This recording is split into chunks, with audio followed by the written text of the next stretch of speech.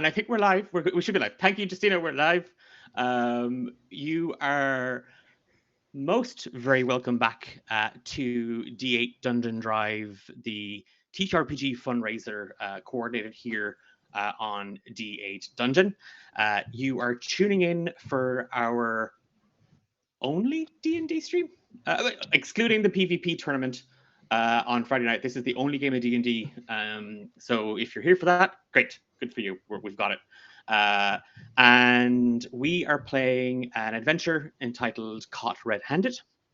I am Declan. I am the Dungeon Master or Game Master or the Master of Mayhem, depending on where I'm at and who I'm talking to. But I am not alone, because that would make for a really weird and boring game of D&D. I am joined by some absolutely phenomenal players from all over who've come together to help us raise money for the Palestine Children's Relief Fund. Before I dive into that, I do want to introduce Freya, Tom, Nikki, and Oniti, who, well, why don't we go around? And I'm going to start by the stream screen. So we'll start from top, which would be you, Freya, and we'll go clockwise. And if you want to introduce yourself, where people can find you, are you involved in any TTRPG projects that you want to shout out, and tell us a little bit, just a little bit about your character. Hello, I am Freya Ravenpride is my name across all socials. You will see me usually in the Emerald Collective. That is where I'm in so many of their games now. Candlekeep, Journeys, which is changing, Shadow Dark with Ben that you would have seen yesterday. We play that one, and Heirs to the Hand.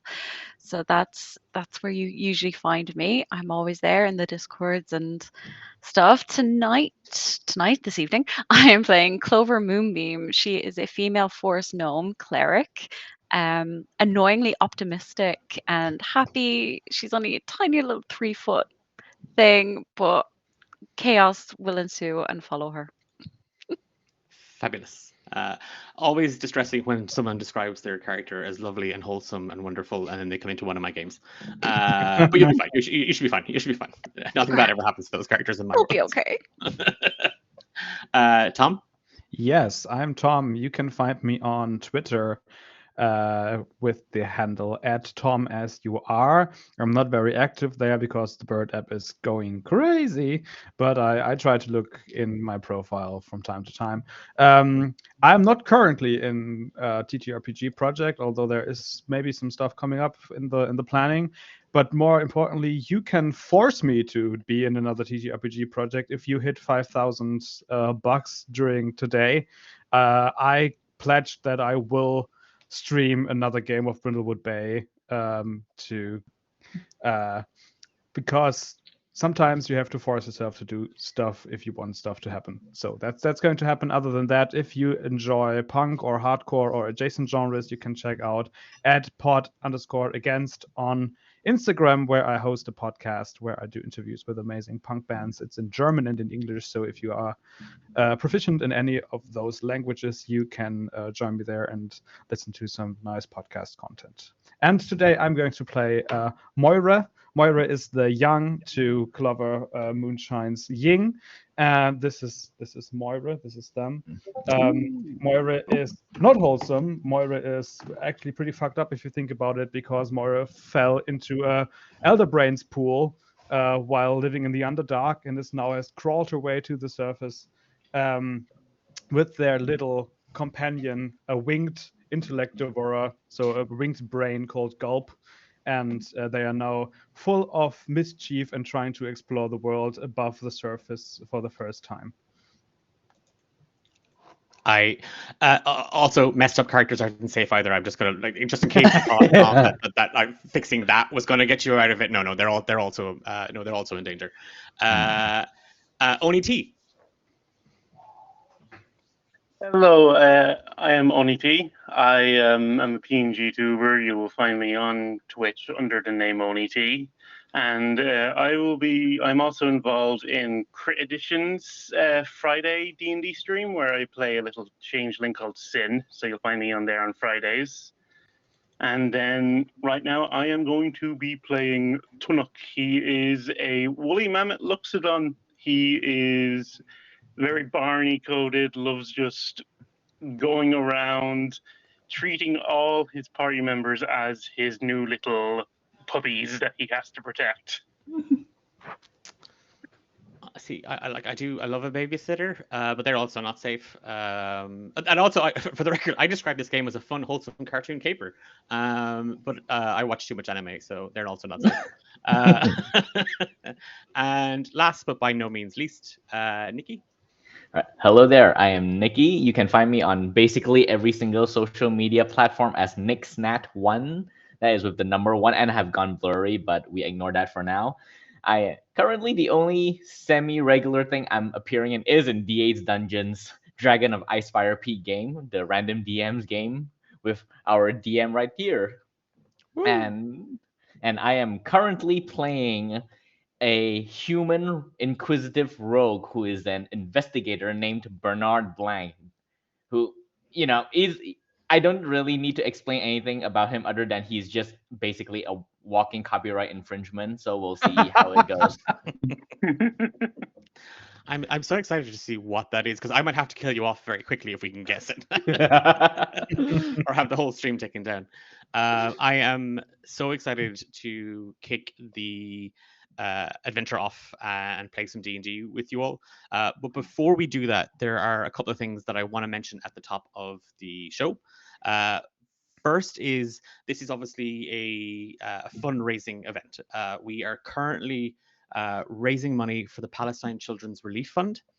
For the last 25 years, the PCRF has been helping children in the Middle East by leading medical missions, arranging for children to receive medical care through treatment abroad, and sponsoring humanitarian programs. Your donations over the last day and a half, and hopefully during this stream and well into the rest of our event, every single dollar we raise is going directly to the PCRF to ensure that children in the Middle East, and in particularly in Palestine and Gaza right now, are getting medical care, humanitarian aid, food, water, and the care that they so desperately need. So if you have anything to spare, and I know it's not exactly been an easy year for a lot of us, but if you have anything to spare, your donations would be greatly appreciated. If not, fret not, do not worry about it. But do, if you have the time and the space, share the fundraising link on your own platforms. Tell people about it. If you might not be able to, maybe someone you know might have a little bit extra that they can spare.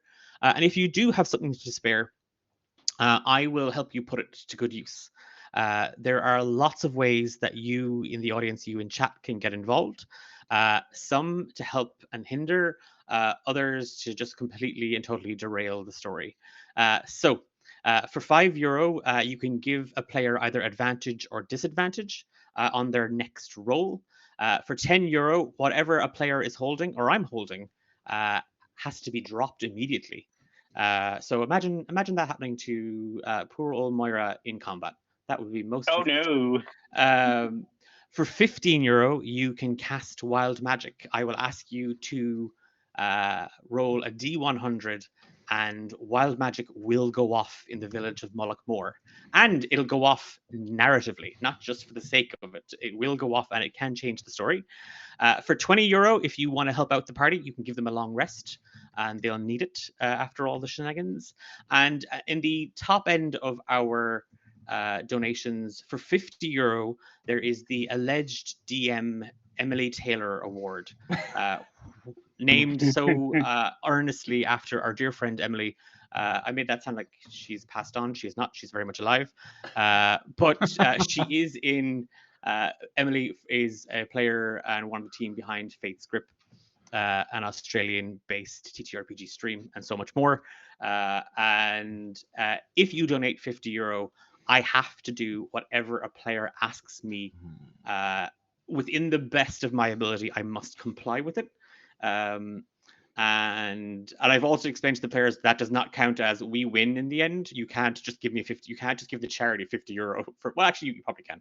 I'll do that. And then if you really, really want to hurt me and upset me, then you can donate €100. And if you donate €100, I will spend the rest of the game rolling all my rolls with disadvantage. So every single dice roll I make from now until the very end will be immediately at disadvantage. So that's there. And there's also a raffle taking place. So our Sunday morning raffle concludes at the end of this stream. So currently on Up to Be Won, there is a blind box from Mystery Dice Goblin. Mystery Dice Goblin are some really good friends of ours here at D8 Dungeon. They put together some really wonderful TTRPG accessories and dice for all manners of systems. And if you head on over to mysterydicegoblin.co.uk, there is a D8 Dungeon discount code in the form of D8 that gets you 15% off your order as well. And we also have 4 autographed copies of David Green's the first book in his fantasy series, Solitude's Shadow. And David Green is a neurodivergent writer of the epic and the urban, the fantastical, the cozy, and the mysterious. So if you want to get your hands on that, do check out the details on how to enter our Sunday morning raffle. And on top of that, then there are also, because there's more to be won, there's also 3 digital copies of Delta Green a contemporary Call of the Call. I always struggle to say Call of Cthulhu. It's like it always Call of Cthulhu game from Arc Dream Publishing, a small role-playing game publishing company founded 22 years ago. And you can check out more from Arc Dream Publishing over on their website. I think that's everything. I think we're good to go. I think I'm safe for now. Now There, being keyword. yeah, that's the big one. There's a conspiracy. I've promised the campaigns at D8 Dungeon that if we reach $5,000, they get a level. So I think they're now desperately scrambling to also punish me with that €100 donation as well. So we'll see. We'll see how it goes. But we'll keep an eye on chat, and we'll kick things off. I think it's about time. And our adventure starts like so many other adventures. Our heroes, Clover, Moira, Bernard, and Tunnock, have stumbled their way into the sleepy village of Mullaghmore, a tiny little hamlet nestled in the southwest of the Kingdom of Gaelshire. Not much happens in Mullaghmore, and I'm so sorry for it. But not much happens here. It is and was a place of great agriculture. But as each new generation of family grew up, the youngest often left for the nearby city of Tesrab. For a time, Mullaghmore was once a site of a great pilgrimage. Mullaghmore is the home to the fabled Crimson Chalice, a holy relic that is said to dye any drink poured into it red for some reason. And people flocked from all over the Kingdom of Gaelshire to witness this miracle, apparently. And like these quick fads and the hot trends, it didn't last as long as the villagers had hoped, and the once thriving tourism business dwindled until it finally fell away. So, heroes, what's brought the four of you to Mullaghmore?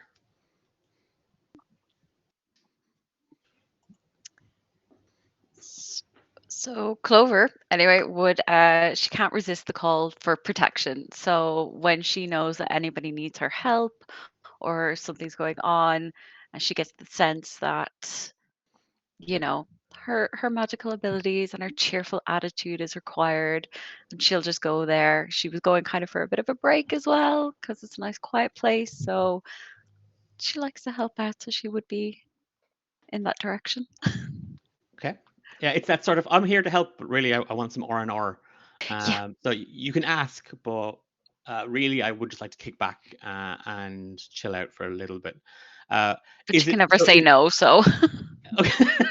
Is it fair to say then that maybe the group are sort of like heading down to Mullaghmore with if there's danger, we'll help, but knowing full well Mullaghmore being the sleepy, idyllic little hamlet that it is, it's very unlikely to encounter anything more than that. Well, That sounds about Moira, right. Sorry, please go ahead. I was just saying, yeah, that sounds about right. Sorry, I interrupted you. No. That's fine. Okay, so for Tunnock, it's a bit of a break as well. Moira? Moira doesn't care at all.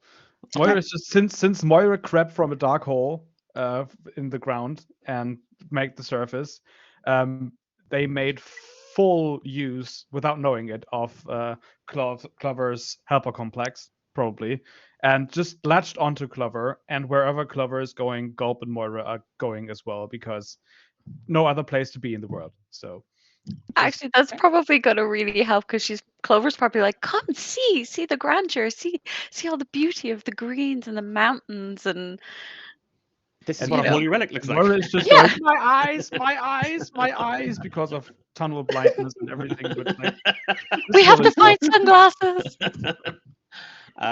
We will say that halfway on the road from Tezrab to Mullaghmore, Clover, you do happen to pop along one of those like it's the equivalent of like a service station on a highway. There is like a little tavern on the side of the road. It's literally just known as the Sleepy Bee, and yeah, you're able to pull in. There's a really eccentric owner with a terrible French accent, and his rather sprightly wife that are more than keen to feed you, aid you, give you directions, and sell you some Sleepy Bee merchandise, which do include a novelty pair of sunglasses. So they're just regular old little frames, but at the either ends of them they have like little the little I was gonna say antlers, the antenna of a little bee on the top. So yeah, Moira, you are now wearing these like I love it. little Wait, bee give me sunglasses. give me 30 seconds and I'll be back with sunglasses. We're doing this. We're doing this. Folks, we're doing this. While Myra while Myra pops to the bathroom to see how they look in their sunglasses, Bernard, what's your take on the Sleeping Bee and the trip to Mullaghmore? Oh, mostly for Bernard, it would be out of curiosity. He's obviously heard about the Crimson Chalice and he is curious as to what it actually is. He's gonna attempt to figure out if it is a hoax or if it is an actual magical artifact. Okay, fab. So I think it's nice that it all kind of coincides. Clover wants that little bit of R&R. Tunnock is happy to go wherever the group is kind of going, and it just so happens that well, if we go to Mullaghmore, Bernard will be able to. And there's Moira back with the glasses, and they look amazing. But Thank you. it is that thing of well, we can teach Moira about topside, and also we can establish whether or not this relic is actually truly a holy relic. And what I will tell you is that it is, Clover, exactly as you had described. There are just these rolling hills of green. And now, Moira, that you have your sunglasses, you can see them. Although everything's slightly tinted, you can just see the majesty. Oh, And look how wonderfully grey the mountains are. yeah, She'll they just are. They're put the little glasses down and going, they're actually color, and then slip them back up. as you all kind of like, because this is a holiday. Do we get Jacques or whatever his name was? I need Declan's French accent. There's a wonderful €50 donation right there, and I will have you encounter Jacques' twin brother, Pierre, who manages the Tipsy Dragon down in the village of Mullaghmore. Just saying, I can't believe that's actually a possibility that we might have to deal with. But that said, the four of you arrive in Mullaghmore, and with all of Clover's wonderful descriptions and just this like quaint, quite cozy little space painted in your mind's eye, Moira, I would like everybody to give me a perception check. Ooh, lovely. To announce their arrival, Tunnock is just going to reach into his bag, pull out his little trumpet, stick it into his trunk, and just do a big loud blow just to announce their arrival. I love it. I absolutely, 100%. 26. Okay, wow, Bernard. Dirty 20. A dirty 20. Dirty 19. A 19. 18. Okay, well, we're quite the observant group. There is nothing here to observe. It is wow. There's a couple of buildings like you saw more on the road. There is at the end of the road a small little square, and in it there is a little bit of a stalls kind of set up, a little kind of a market to go, and around it. Oh no, we just got a donation. Did we? Yeah, donation thing just popped up I'll on just, the stream. Declan Pierre has been activated. My producer has just told me. Okay, what? He's not a transformer. Like I just Pierre, roll out. Okay, we will encounter. I can't. For the record, this is a canon romancing the dungeon adventure. So we're Pierre now exists in this world. I will write that down. We will deal with him, and he will roll out when we enter the Tipsy Dragon. But as we paint that scene, there are a handful of little market stalls, something you might see in a like a farmer's market in Tezrab, but about a quarter of the size. You see people kind of gathered around it, not many customers, people chatting. They are all immediately put on alarm when Tunnock blasts his trumpet, and it rips through the air in Mullaghmore, and everybody turns, and there is just this like scarpering around as people like start to fix themselves and look prim and proper and tidy and neat, and a rather she's definitely in her prime, I think is fair to say, but a small dwarven woman with dusty blonde hair approaches. Oh, yeah, tourists! Welcome to Mullaghmore. Welcome to Mullaghmore. I'm Mayor Cerise. Pleasure to meet you all. Lovely, lovely. Do you want to peruse one of the stalls? Finest yak cheese you'll find this side of Tezrab. You won't get it anywhere else because I think it might be illegal. But if yak cheese isn't your thing, we have pine needle cushions. And she's immediately skirting the four of you, like she's trying to kind of wrap her arms around the group and like usher you to the various different stalls. Maybe that's not your thing. What about a commemorative red chalice, a crimson chalice? What about a commemorative little crimson chalice? And like she gestures over, and you see two little halfling kids, one desperately painting like little tiny tin cups with red nail varnish, and the other one like, kind of looking back up at you, all kind of just smiling, and like one of her teeth is missing. What is the best smelling item at the stalls? Give me a perception check.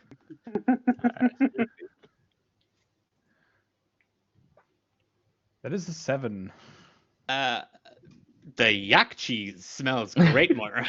Moira is going up to the stall and just grabs the yak cheese and just there's a wood elf woman standing there in like a little penny apron, and she's holding like a small kind of tray, and you see that as you see Moira spin around everybody, she's like grabbing handfuls of cheese off this log, and she's putting like little tiny little toothpicks into it, and she kind of spins back around, and then Moira just ham fists a bunch of yak cheese. Also for Gulp, who is Gulp's mouth is beneath his legs, so like on the underside of the brain. So just the brain is just sitting on Moira's hands, and it's just numbing away, but you can't really see it. Just cheese is vanishing in the crevice. Well, that's a very pretty little hamster. And again, like so, and where have you lovely folks come from? Moira's just pointing downwards. That's not important right now, ma'am. Now, I was hoping to be able to get my eye on your crimson chalice. I would very much like to observe it for my own curiosity. Oh, well, and here I am standing. Why don't I show you? It's not on the map, but it's been rumored to be a holy well. Why don't I show you the well first? We start with the well, and you see her eyes are glancing, Bernard. Her eyes glance over at the chapel. So this is the well. It's about 80 feet deep. It was dug 300 years ago, and it's where we get our water from, and it tastes great. It tastes absolutely wonderful. And yeah, shall we all observe the well? As soon as she says it tastes wonderful, Tunuk is just gonna like bend over, stick his trunk into the water, 80 suck feet? up a good chunk, and just like spray a bit in his mouth, and then just spray it over everybody. Just so everyone get like raindrop taste. Yeah, it's there is a bucket on a A rope, rainbow. and it does it like as Tunuk sprays the water up, it kind of catches the sunlight, and there is just there's a double rainbow there for the briefest of moments. A rainbow. And Pretty. And she'll pull down the glasses. See, it's got colors. yeah, and you start going through each of them, and that's this one. The other That's slightly it. different shade is this one. And as you are like as you are all kind of gaping at the well, Mayor Cerise just sort of like saunters off to one side, while you're all pleasantly distracted by the double rainbow effect caused by Tunuk, and she's chat. You just see her kind of chatting to somebody. And she Well, comes Can I back jump down too the later. well? Oh no, she's not. No, she hasn't gone down the well. She's gone off to one side. with Can I jump with down the well? Oh, can I you was just jump gonna down say the- I was gonna hold on to Moira so she doesn't go down like down because you like the dark and Yeah. be like no. Okay, so I tell you, I mean, I kind of feel like we should make. I don't want to say no to Moira jumping down the Yeah, well. of course. Well, I probably why just don't miss her. why don't we make it an acrobatics check for Moira and So- an athletics check for Clover? Okay, yeah, let's do that. And then Bernard, yeah, yeah. you clearly she's clearly talking to like you see him, he's wearing kind of like a very very paisley pink robe, like it's close to like a brown pink, as he kind of looks, they both kind of look in your direction, and then she scurries back over to you. Can I pick up what they were talking about with my 22 passive perception? So it's with everything that's happening, I will say yes, but with everything that's happening, it's that thing of like the getting sprayed with the water, the halfling children trying to shove still wet little crimson chalices into your hands, Moira about to throw herself down the well, Clover trying to stop Moira throwing herself down the well. Tunuk is giving a rather visceral description of the notes of water flavor that he's picking up on. Yes.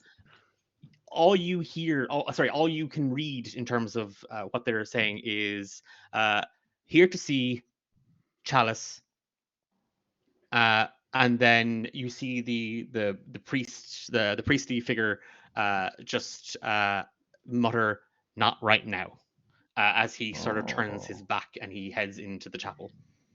All right. In that case, so when the mayor comes back, I'm gonna look at the painted chalice and go, "Now this is some mighty fine work of art, but I was hoping to look at the genuine article." Now, if you buy 3 of those at 15 silver pieces a pop, we will throw in a wheel of yak cheese. What does But the yak there- cheese have to do with the crimson chalice?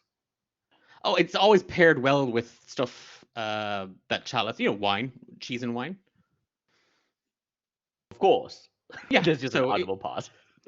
So 45 silver pieces, and like she's now kind of like she has the children wrapping up the little crimson chalices for you in little paper.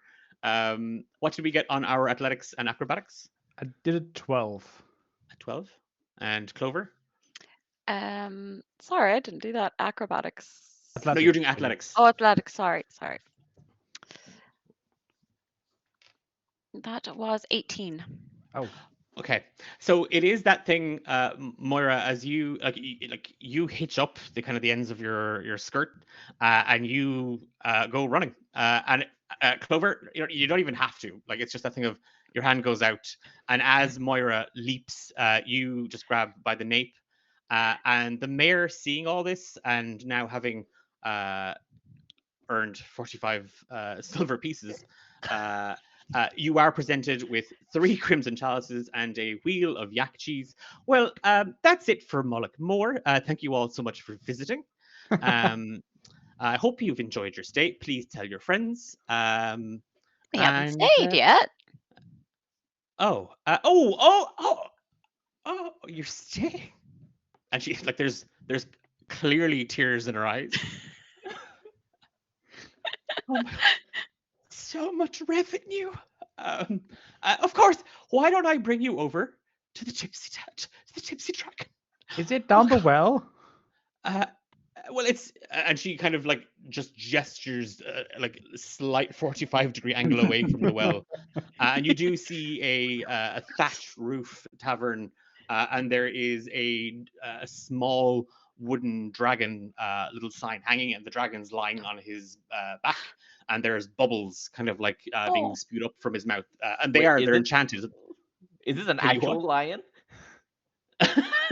No, it's a dragon lying on his back. Oh, I heard dragon lion, like a A dragon dragon lion on the back, and I was like, no, a dragon lying on his back, Oh, and it's okay. just a little wooden sign that swings, and she's immediately kind of like scooting the four of you once again over towards the tavern. Hmm. Maybe we could get something to drink there, and then we'll go see the real chalice. Yes, you can definitely get something She'll- to drink there. She'll look around at everyone, being like, "Yay!" You, She doesn't want to Moira disappoint goes Mary running. now. I look at Moira goes running. It's just Yeah. running towards the. Oh! Someone told me I Okay. should go there. I'm just popping off. Okay, so Moira bolts for this for the Tipsy Dragon, and Clover immediately follows behind. Tunuk. Tunuk is just going to like lumber, blowing the trumpet as he's running. Okay. All right, so I'm gonna look at the mayor and goes, apologies if I misunderstood, but I was under the impression that the Crimson Chalice is some sort of tourist draw, and yet you seem like you are trying to dissuade us from looking at it. May I know why? Heavens, no. The Crimson Chalice just it needs to be polished. It just needs to it needs to be absolutely looked upon in all its gleaming glory. I would like to insight check. Yeah. All right. The accent is so spot on. It's Thank you. so accurate. Thank you. It's so great, yeah. 14. She's definitely nervous, Bernard. There is something amiss. You're not quite certain. So what I it have is, a but- question. Yes. What is a chalice? Like a goblet, a cup. Really. That's wait. Moira asking in game. Oh, that's Moira. Sorry, I thought you were asking. Yeah. Well, I imagine maybe Clover, if you want to field that question. Yes, it should be like, it's this big thing for us, Big. Yeah. and you can, it's like a big cup, but sometimes they make big ones and shiny ones and really expensive ones, and some have diamonds in them, or rubies and emeralds and all the things, and she'll just knitter on about all different kinds of different chalices. A very responsive. Nodding along with big eyes behind sunglasses that just like go a little bit over the sunglasses. As the four of you are sort of ushered towards the Tipsy Dragon and you step through the door, there is just this, and oh my god, I hate you so much, chat. There is this rather lanky, mustachioed half-elf gentleman standing there, very, very pale, slicked to the left, black hair, and he spins around, currently cleaning a goblet, a little wooden goblet. Oh, bonjour, customers! Oh, mon Dieu! It has been so long. We have been so lonely without the customers in the Gypsy Dragon. That's not a Mulletmore accent. I She don't- just I turn don't around think to like it's- Bernard and be like, "Where's he from?" I Where do don't you come believe I from? reckon. I am a Mulletmore man, bred through and through. I like it. Somehow I doubt that, but a pleasure to meet you. My name is Bernard Blank. Might I inquire you for some information? Oh, Bernard! Oh, and he leans across the bar to like kiss you on like the left cheek and then the right Oh. cheek. You are most welcome to the Tipsy Dragon. Can I get you a drink? May I suggest Le Boeuf? The boof? Le What's Bouffe? Le Boeuf? What is a Oh, boof?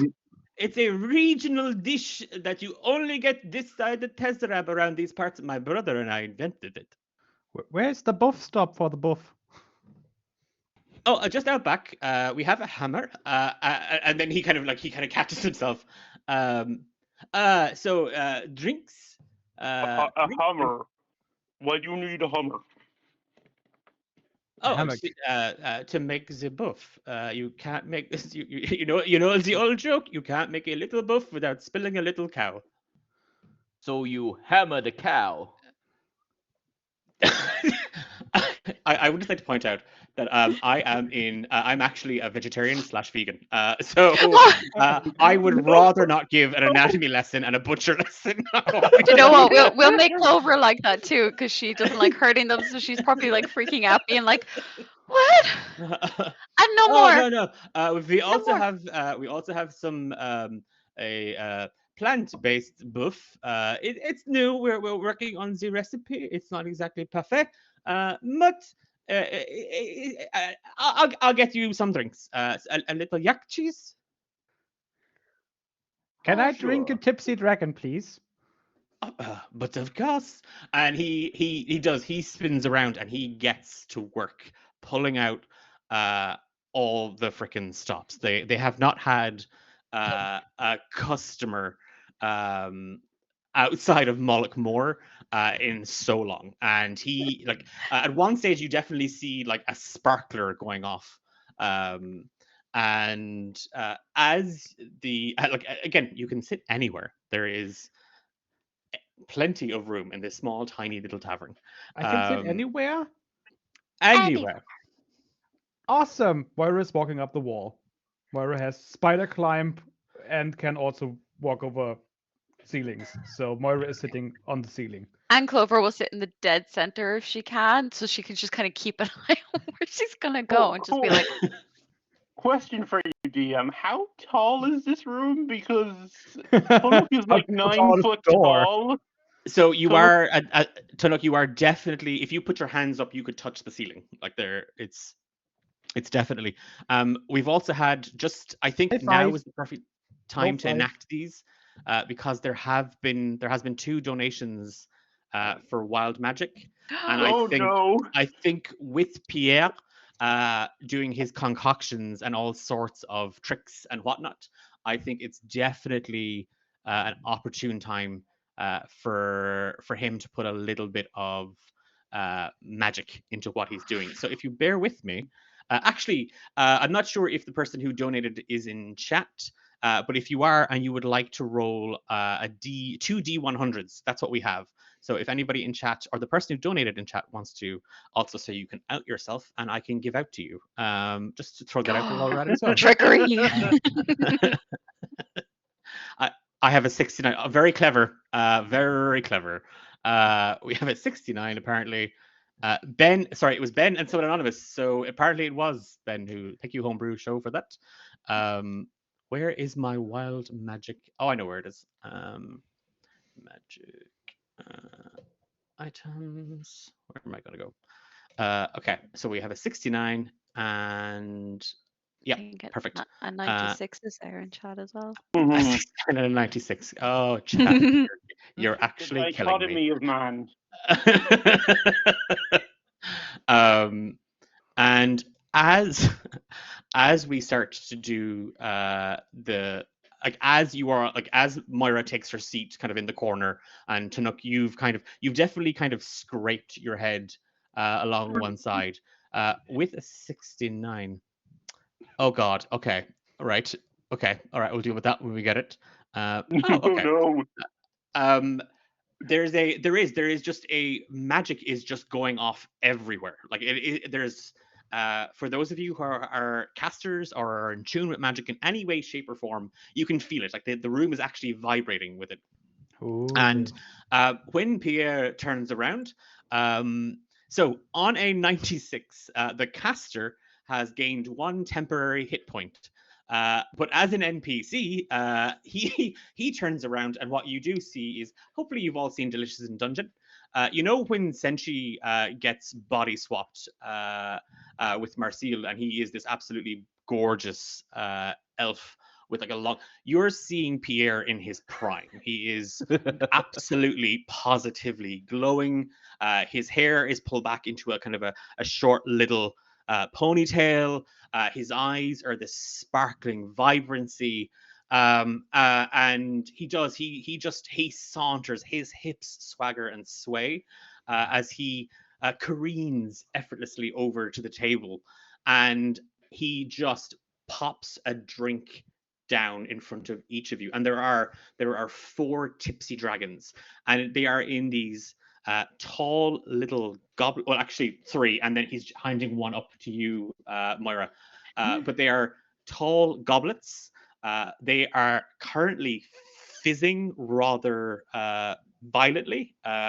There is a sparkler erupting out of it. There is definitely the smell of like honey and pine. You can get it, like the bang of it off of it, and it smells really refreshing. We're in TGI Fridays, apparently. You are, yeah. He's that excited. He's going to start franchising the Tipsy Dragon. If it's very, very big, Clover will definitely ask for a straw though, so she can like bend it down. Oh, and he pulls a straw very unhygienically from behind his ear, and then he makes it kind of disappear and then reappear, and he just gives you a little wink, and he heads behind the bar. Oh my god! Oh my god! Kodak is gonna look to Moira and just go, less fancy goblet, less fancy chalice. Pointing at the goblet, it's a less fancy chalice. Ooh. Yay! How many of you are taking a sip? Oh. Oh, 100%. Kodak is just down in the Overhead whole thing sip. in one. Okay. Bernard is very skeptical, but he will drink it nonetheless because he's curious. Wonderful. So in his, and this is our second wild magic, in his excitement, Pierre accidentally shot a little magic into one of the goblets. So I'm going to go from, again, we'll start clockwise, and we'll start with Clover as 1, and we'll go around Moira 2, Tunnock 3, and Bernard 4. And I'm going to roll, and one of you is going to reap what you've sown, chat. It is Bernard. Oh god. You have gone completely colorblind. You now see in shades of Moira. Like everything is just Shades of Moira. everything is just grey. Pierre, I So think glad there that is. this isn't Moira. I believe there is a bit of a side effect to this drink, cause Yes, guaranteed, my friend. It is guaranteed. And he is just, he's now bopping to a song that only he can hear. He is, he's cleaning down the bar. He's polishing off like a sign. He's heading out back with a hammer. He's getting some buff ready. this is a bit disappointing, I will not lie. I came all this way to look at the crimson chalice, but now all I'll see is the gray chalice. Psst, psst. Who You can said all, that? like, in a darkened corner of the Tipsy Dragon, and Moira, from where you are, you've seen this person the entire time. You just he hasn't moved. He's been motionless. He looked almost frozen in time, and he sorry, chat just said he's got invisible earpods. 100%, chat. Pierre he's just put in his, and he's blasting his Chapelle Roland, a centaur hot pop musician that's absolutely smashing the charts right now. But as Pierre saunters off, and I don't have to do that French accent anymore, our little tiny our little tiny shadow in the corner locks eyes with the 4 of you, and he's kind of like, he's looking around. There's nobody here, and he scarpers over, and you see this puffy, red-faced halfling with just a bushel of chocolatey brown curls, kind of run over, and like he pulls his hood up and he skulks under the tables, and he is just going "Na, na, na, na, na, na, na, na, na, na, na, na," as he's diving from table to table. Philip will And just like play a little like the Mission Impossible. Wait, what? That went to Jaws. yeah, he's That's Pink Panther. close enough. He's absolutely close enough. I was probably But watching him going, yeah, you got, I don't know what you're doing, but yeah. he Lovely, failed his yeah. stealth check. He hardcore failed it. It looks like he's doing a really bad interpretive stealth dance.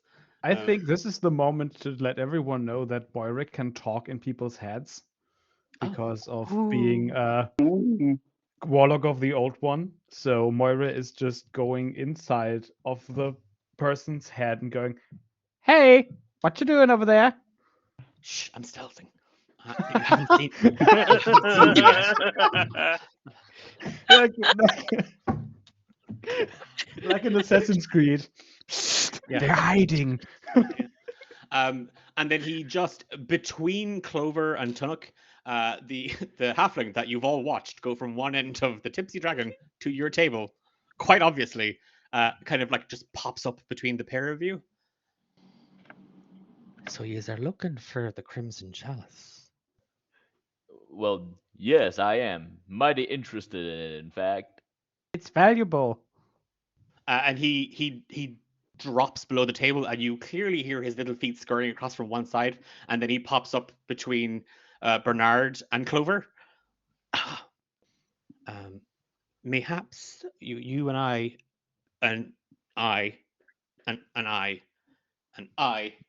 might be able to get a friendship going, a business friendship going.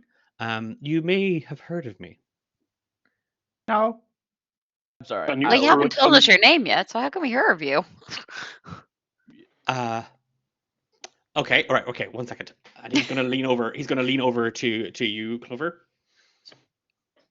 Eamon Blunderfoot. Amen? Aha! No. You've heard of me. Blunderfoot. Not a clue. A pleasure to meet you. Again, he goes to put his hand out, and then he pulls it away. And in that moment, you see that he's wearing very heavy duty gloves. Like he's wearing very Oh. heavy gloves, and he snatches them back. Are you not warm? Absolutely boiling. You know you can take them off. And then you'd be less warm. Fair point. I've grown accustomed to them. It's not that. Oh, it's very cold in here now. I'm freezing. Are they stuck on you? No, I can take these off whenever I want. Insight check. I want to steal them. Okay, if you're trying to steal them, you have to give me a sleight of hand check at disadvantage. And then Bernard, you can give me your insight check. Is anybody else doing anything to I don't know if I absolutely can roll sleight of hand, but Moira is not trying to be stealthy about this. She's 100%. just Yeah, no, dropping I would. down and just pulling on them. Yeah, Not stealthy at all. Yeah. Yeah. So if you want to just do a straight strength check, to do that, knock yourself Better Can than I 11. wrap my trunk around Moira and pull with them for Okay. advantage? Give the advantage. Clover's yes, I freaking will- out, and she's just like, "Oh my god, you guys, they're not yours." See, this is why nobody likes tourists. There's a bunch of villagers outside with water pistols ready to go. I rolled a natural 20. Okay, a nat 20. What did we get With on our advantage. insight check? Oh, 11. 11. Okay. Again, you're like Bernard. Something is just you're. There's definitely something about Eamon as well, but you can't quite put your finger on it. And it's at that moment that Moira does like a weird upside down Spider-Man with the assistance of Tunnock, wrapped in Tunnock's trunk, hanging upside down. Moira just kind of drops into frame, Eamon looks up, spider, and puts his hands up defensively, and you are able to yank the gloves off. They're heavy leather gloves. There's nothing particularly about them, but all of you quite clearly see Eamon's hands are stained red. You've got some ink on your hands. You've Red. red on Look, you. I do, and like he's kind of looking over to you, Bernard. Yeah, you've got some red on you. And now I'm sorry. I get the wordplay. Very well done. Lovely. Caught Oh, red-handed. stream over, I done. get it. I'm out. Goodbye. D&D finished over. Yeah, his hands are still up, and he is completely like taken aback. What Give happened him to back your his hands? gloves. I found them like this. You found stole your hands?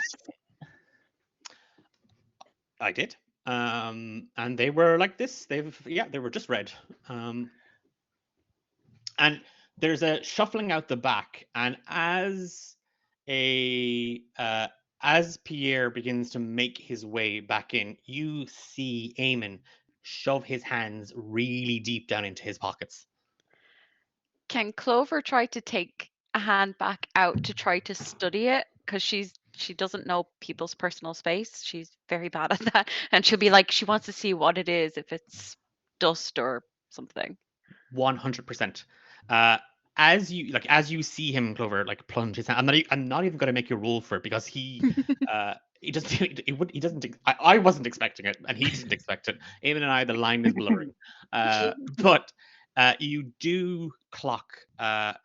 It hits you straight away as you kind of like the hands are dry, and as you kind of like a gnome and a halfling, you're like Pierre doesn't quite see over the bar and what you're doing. As you kind of get closer, you're kind of eyeballing it. One, his nails are they are wonderful, and that's what sets you off. His hands smell like nail varnish. Like his whole hand, the red smells like nail varnish. And are his nails painted? Or are they red They're- stained? They're red stained. Red stain. Should probably just hold up the hand then to show Bernard and Moira and Tana. I To am just sorry. be I like- only see gray. Oh yes, that's true. Yeah. His And then hands she'll hear are that and just be grey. like, what? They're red. I think you Red. did a bad job polishing your nails, sir. I mean, And he goes to kind of yank the hand back a little I bit. should be like, oh, Okay. I think we're all best friends now. That's fair to say. New friend. See? friend, yes. Best Ah, friend, great. maybe. Wonderful. And okay. Friend to friend. I may have tried to rob the Crimson Chalice. Why would that make your No. hands red? And did you get it? I did not get it. Why not? I thought I did. I thought I did.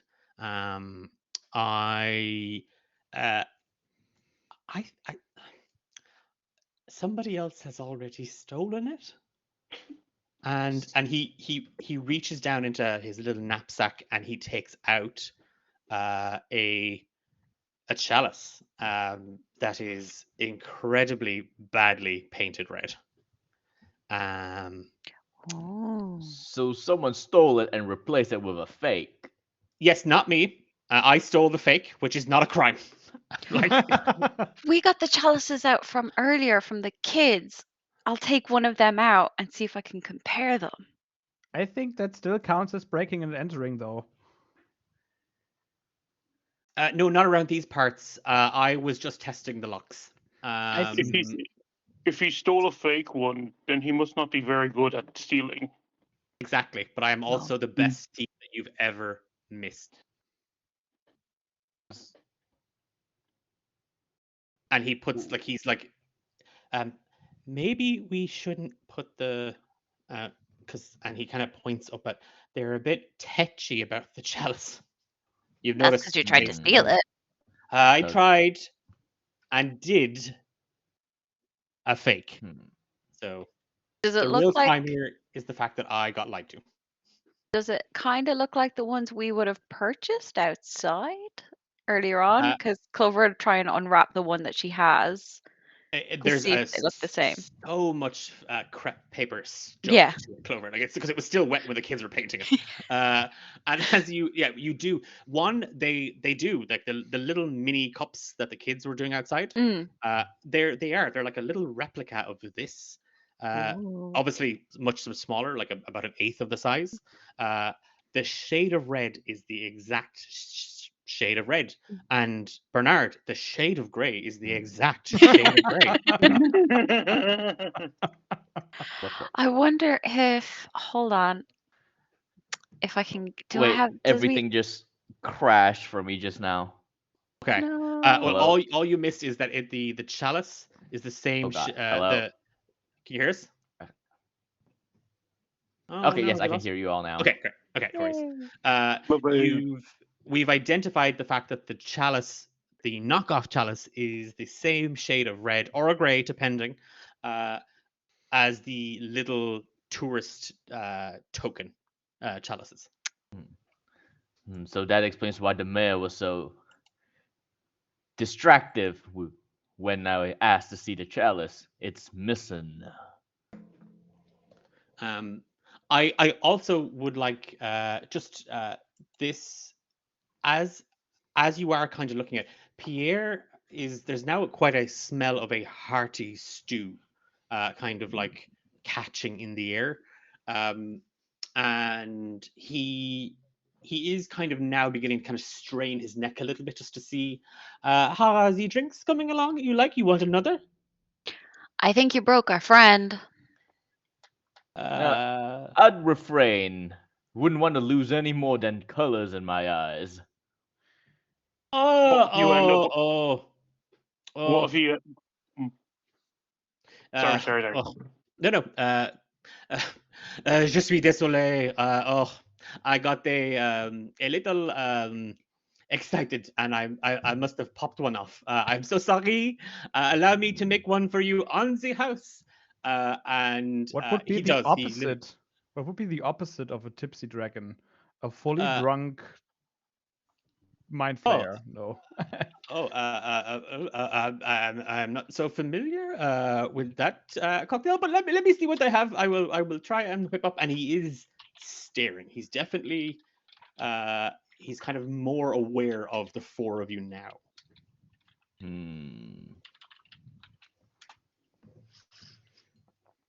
Is there anything that we could do to get your vision back? That's what I was thinking. If we get the exact opposite drink of the tipsy dragon, maybe it's destroying his sight. Yeah. Or you could only see in whites then. Nothing grey, just white. I don't Depending know on if the Clover drink, he has could die. anything.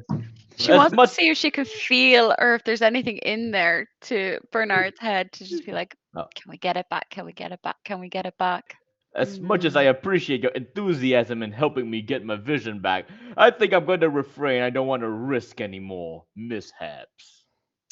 Now, about you helping me put this back and fix the problem, and obviously get the other chalice back as well, the real one. Are you I'll going to be give us good. anything for helping? Love and affection. Sounds good to me. Great. And he a puts thank out- you. Can I Oh. can I have your dreams? I would like to have your dreams. And you see him look off into the distance, Moira. You see Eamon Blunderfoot just look off into the distance for a moment.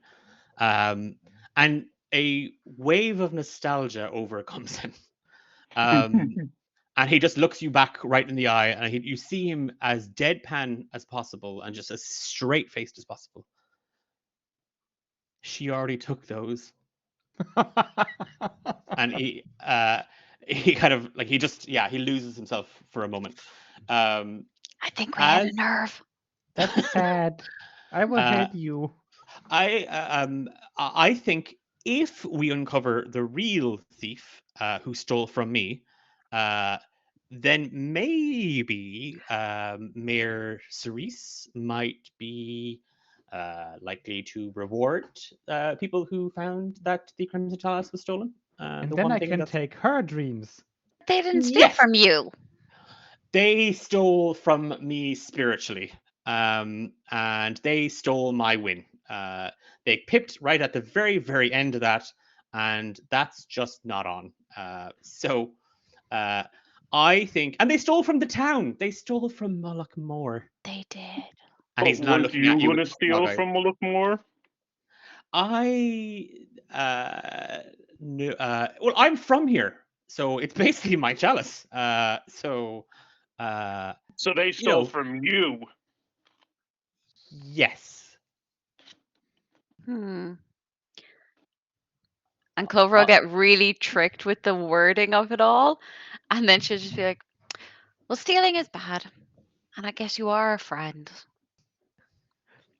I don't really much care about the rest of these fluff. I just want to look at the Crimson Chalice, which is my enthusiasm is reduced by half because I can't see the color, but I would like to hold it in my hands, so I will help you. But Ah. that's all. I And have we're a both question. What is stealing? Oh, I'll it's let you take something. that one. It's something that very, very bad and naughty people do, and they take things that don't belong to them because they think it belongs to them, but it doesn't belong to them. And they take it without asking, without paying, without, all these kinds of. It's not a nice thing to do. Okay. Yeah. So Unless when I you take have food that doesn't belong to me, that's not good. We no, we don't steal anything from anyone. It's bad. Okay. well, you don't steal anything from anybody.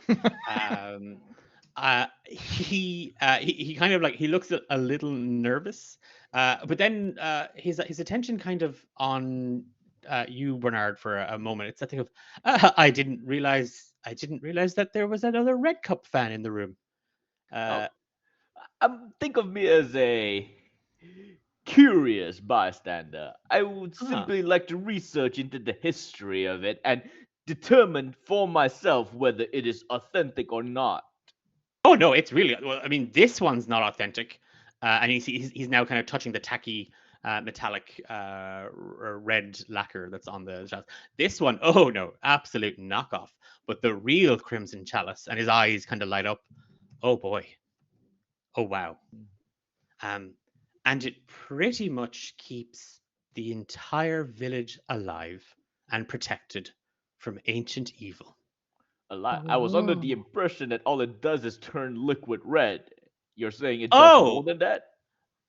Oh yeah, I mean that's that's the gimmick. That's the that's its one thing. But no. This it's a I mean as as a Red Cup fan, you obviously know its origins and its story and all of that sort of stuff. So I don't really need to go into that backlore or history or anything like that.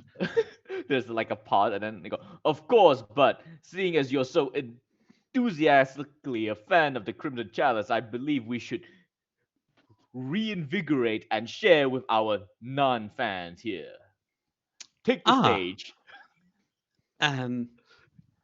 Well, many years ago, the well, the current mayor's great, like multiplied by 15, greats grandfather was invited to a Fey banquet, and he may or may not have. We've all done it. He may or may not have procured a souvenir from said banquet, taken it from their realm, and sort of left it here as like a token, like a memento of his time in the Fey realm at the Fey Queen's dinner party. And really, it's kind of kept any sort of monstrosity or evil from coming into the village. So, you know, as a ward, it's quite powerful. But boy, does it turn everything a perfect shade of crimson once poured from it. So the mayor's ancestor stole from the fair folk. Well, there's no such thing as stealing, as we've already discussed. But stealing is bad. Yes, Clover yes. said Very so. bad. But taking a souvenir from someone's house isn't stealing. One Can can we go to debate your on house that, and but get a continue. souvenir? Noted. You can. You can do that. You can definitely do that. And all the while, Pierre has been kind of dipping in and out, kind of giving you all kinds of the eyes. And it's in you see he's disappeared. And as the can't wait to take a few souvenirs next time we're in Declan's recording for Romancing the Dungeon. Okay, I think I'm going to have to label. I'm going to have to start labeling everything in my house. That is canon. As you are all kind of like as you're all engrossed in the story and the moral quandary that is taking souvenirs from someone's house without their permission and or knowledge. But I now know, Ben, that that's what you're going to be doing the next time you come into my house. But as you're all kind of like debating this and engaging with this, you do the door of the tavern bursts open, and Mayor Cerise is standing there. There are guards. Well, they're farmers that are dressed in kind of guard robes. They all have sashes that say guard on them. And she points at the four of you, and she points down under the table at Eamon. We've got them red-handed. And Hey! got it in there, everybody. I got it in there. That is worthy of a donation, I think. I got it in there. And as the guards burst in, I'm going to need everybody to give me an initiative roll as we go to a brief intermission. So we'll know what our intermission rolls are. And that's, for the record, that is plenty of time for chat to donate for some wild magic, to give our party some advantage, to make me roll with disadvantage for the rest of the game, if you so wish, or to compel me to do level. or give you a level, Yes. unfortunately, or do more terrible accents for charity. So we're going to be back in just about 10 minutes time. We'll be back around 22:05 to find out just what the heck is happening in Mullaghmore and how we get our hands on the real Crimson Chalice. We will see you then.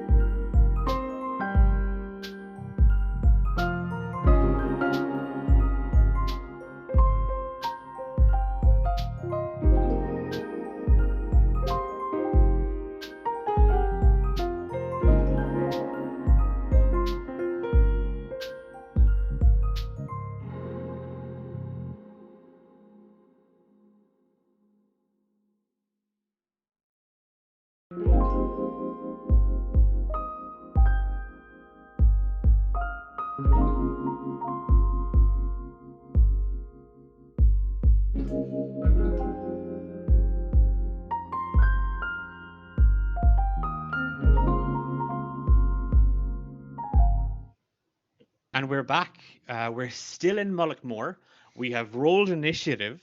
And if you are just joining us, you were tuning in to Caught Red-Handed, a D8 Dungeon Drive TTRPG one-shot using the D&D 5e system. My name is Declan, and I am the game master. But I feel like I don't really need to be here because my amazing cast of players and their phenomenal characters have spun this into, well, they've spun this off the rails. It's off the rails. It's over the mountains, and it's heading for the other side of the world. But it's been an absolute blast so far. If you're just joining us for the first time over the weekend, let me just tell you what we're doing. D8 Dungeon Drive is a TTRPG fundraiser weekend where amazing players and game masters from all over the TTRPG community come together to raise money for a cause. This year, D8 Dungeon have elected to support the Palestine Children's Relief Fund, the PCRF, an organization that works to make sure that children in the Middle East, particularly children in Palestine and Gaza right now, are getting the aid that they need: food, water, medical attention, and services. So your donations are going directly to that cause, to that organization, and the work that they are doing. If you are in a position to donate, there are incentives, there are rewards that you can use to help the players. So far, they've all been used to hurt me and the people of France as well, who I, at the very end of the stream, I will wholeheartedly apologize to the nation of France for that terrible, terrible accent again. It was amazing. Declan for the next mayor of Paris. Of Paris. Okay, I'll go for it. As we left off, and when we were on our quick break, there were a couple of donations, 3 of which were for some wild magic. So allow me to paint you the scene as the Nyardi burst in through the doors of the Tipsy Dragon Tavern in Mullaghmore. The mayor, Mayor Cerise, points an accusatory finger at Eamon Blunderfoot, the bumbling thief of Moloch Moore, and the party, who have been accused of trying to steal the Crimson Chalice. As this happens, completely flustered and taken aback, Pierre, the proprietor of the Tipsy Dragon, who had begun, as we all know, making a concoction of cocktails for our conglomerate of would-be heroes. And in his absolute shock, the tray goes flying up into the air and the room reverberates with magic. There are pop rocks of sparklers going off everywhere. The whole space is lit up. As you reach for weapons, you draw on your magic. Pierre tosses his head back as he gets a nosebleed, spontaneously taking 1 piercing damage. And the 1 damage he earned, because when we cast wild magic the first time, he was given an HP. So this has saved his life. That 1 HP has now been ripped from him. As he gets a nosebleed, he begins to wail uncontrollably, and he will continue to do so for the next 4 hours. Oh no! Oh no! And though we cannot see it, allow me to let 1 piercing damage. That is the worst. That is criminal. Telepathic narwhal. Amber, 1 that is- piercing damage. Disadvantage on you. Brilliant. Yeah, no. Hephaestus gets Also- disadvantage the next time we play Romance in the Dungeon. So I'm just telling you now for that. Is Pierre the new chalice now because everything he touches turns red? Yes, he's the chalice personified. As he deals with his nosebleed and the woes of the world that now rest on his head, you prepare for combat. We've rolled initiative. Pierre is dealing with a little angel buff and a little devil buff on his shoulder, as he now deals with the moral quandary of what he's been doing out back with a hammer. A little angel and a little devil have appeared on his shoulders, and he's trying to figure out whether or not he's going to lean very heavily into the buff industry, or is he going to go entirely plant-based? And that moral quandary I'm going to leave over to chat. So chat, you can decide what way Pierre is going to go. We have our initiative. Tunuk, you are primed. You are ready. You have 4 guards in front of you. It's your action. Tunuk would rage. Tunuk just Okay. stands up slowly and does a loud toot with his trunk I love as he rages. And because he is a giant barbarian and there's still a little bit of room, Okay. I grow to the height of the ceiling. Okay, so you're now 12 foot tall. Yes. Tunuk grows that last couple of feet to make him 10 foot tall, to make him a large creature. Okay, got it. Love And it. Your head bumps I have- off of one of the beams in the roof, but you've 100%, you are that tall. ugh, I hate this part of this. And I have extra reach, but I am going to move forward. So how close are they to us? There's less than 15 feet between you and these guards, who, by the way, are now absolutely terrified because a woolly mammoth loxodon, who was already quite statuesque and broad, is now filling most of the tavern with full of rage, and they are quivering in their boots. Their work boots, not their guard boots. I am going to move forward to 5 feet because even though because my weapon can only reach, I can reach 10 feet now. My arms are longer, so Okay. everything is bigger. Love it. So I am going to give him a swing with my axe, just going for like the knees with a sweep. Make your attack roll for me. That is a dirty 20. Okay. And the damage? The damage is 17. I rolled a 12. I rolled max Oh. damage. Dang. Okay. Because we're going for more of a cartoon capery here, if it's okay with you. Um, it's Then not. I will not hit with the axe part. I'll go like a baseball bat. Yes, it's the flat of the axe. Yes. It is a. Uh, it is. It's that thing of there. I mean, what sounds like, and I'll allow the audience and yourselves to imagine really what it actually is. But there is a crack of of steel against a baseball, and it is a hard, wet crack as one of the guard farmers is struck right in the legs, like right across the knees, and is just sent flying out a window. He crashes through the window, and full Jesse and James Team Rocket blast off again over the roof of the herbalist shop. And you lose him in the sunlight. Like you lose him completely. You cannot see him. There is a thud outside. Oh, That God. is your action, bonus action, anything And else? bonus action. Yeah. Free action, just go 4. No, there's 3 guards left. Ooh.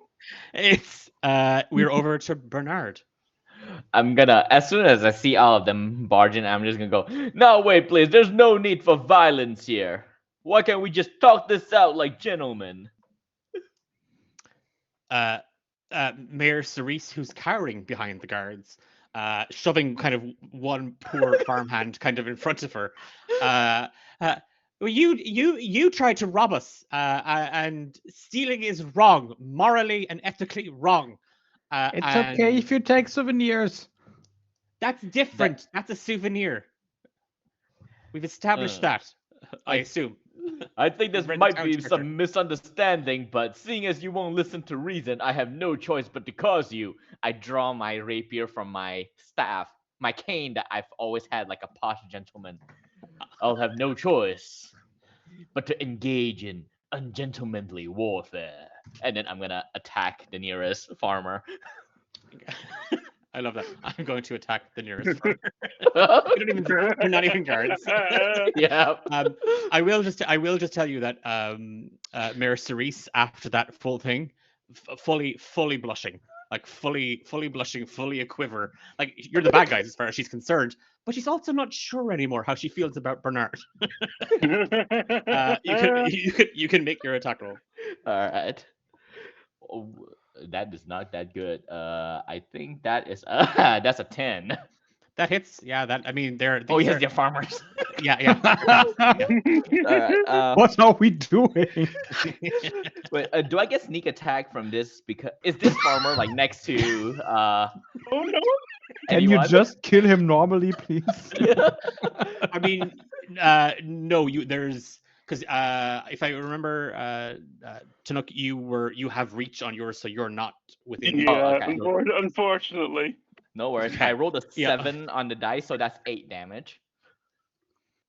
Yeah, he faints before you even poke him with the rapier. He saw you draw it out. He started sweating, and then immediately. I'll also apparently have to apologize to farmers after this as well. Sorry. Okay, I'll put them on the list. French and farmers. farmers, and oh god. Yeah, he drops Bernard. I mean, you take the rapier out. It makes a kind of a ching. It catches the light that is now pouring in from the smashed window. His knees are knocking because he thinks obviously you're going to go for the knees. And as you lunge, there's a and he's down. He's just down. He crumples in one mess. Any bonus actions?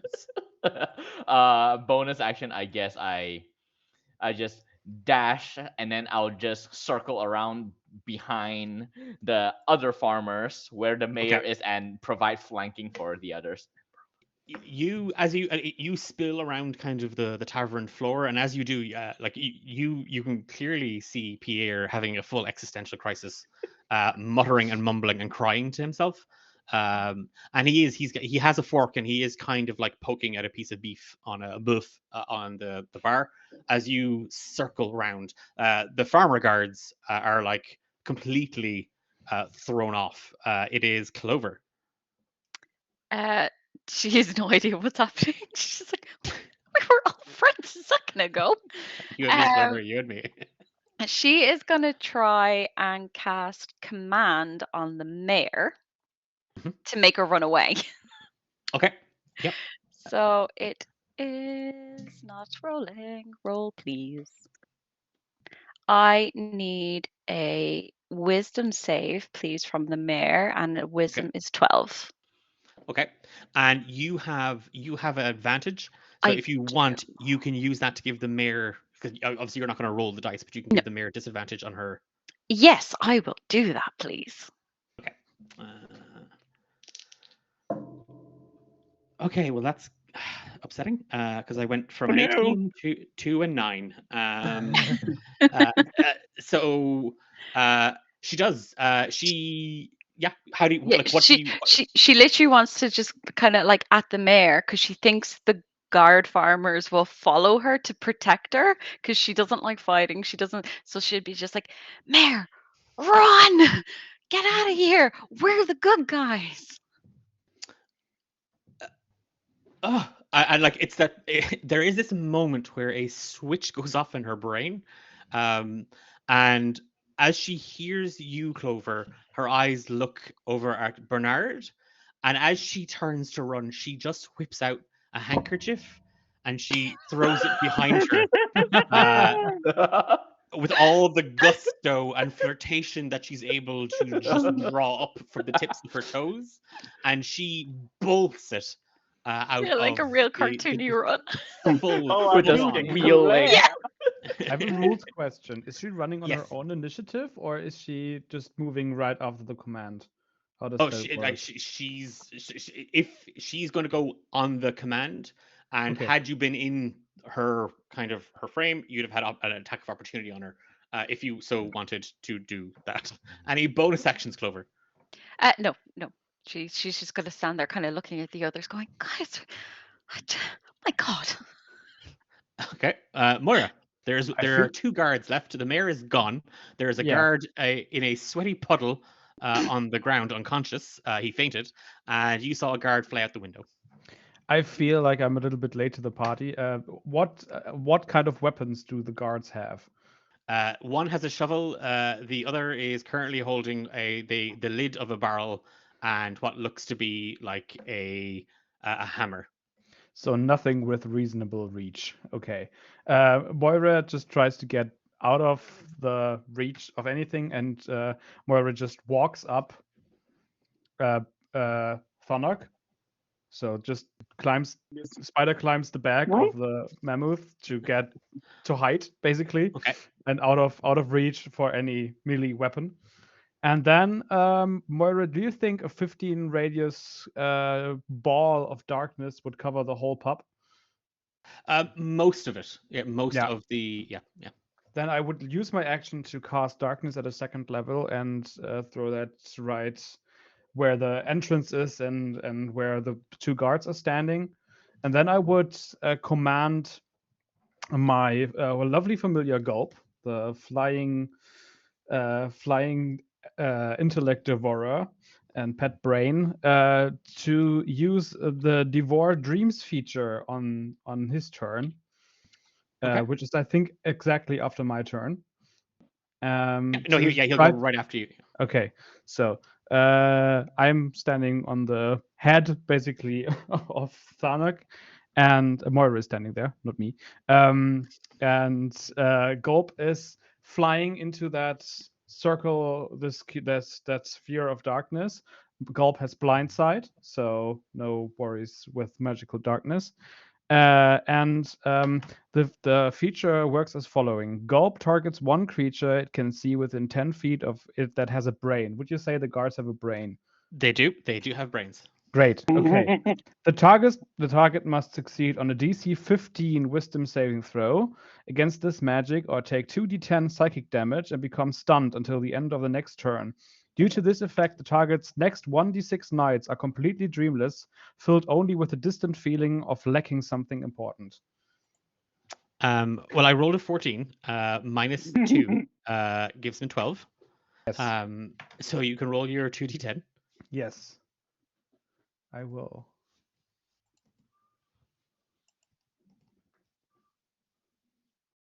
That's not good. That's 4 psychic damage.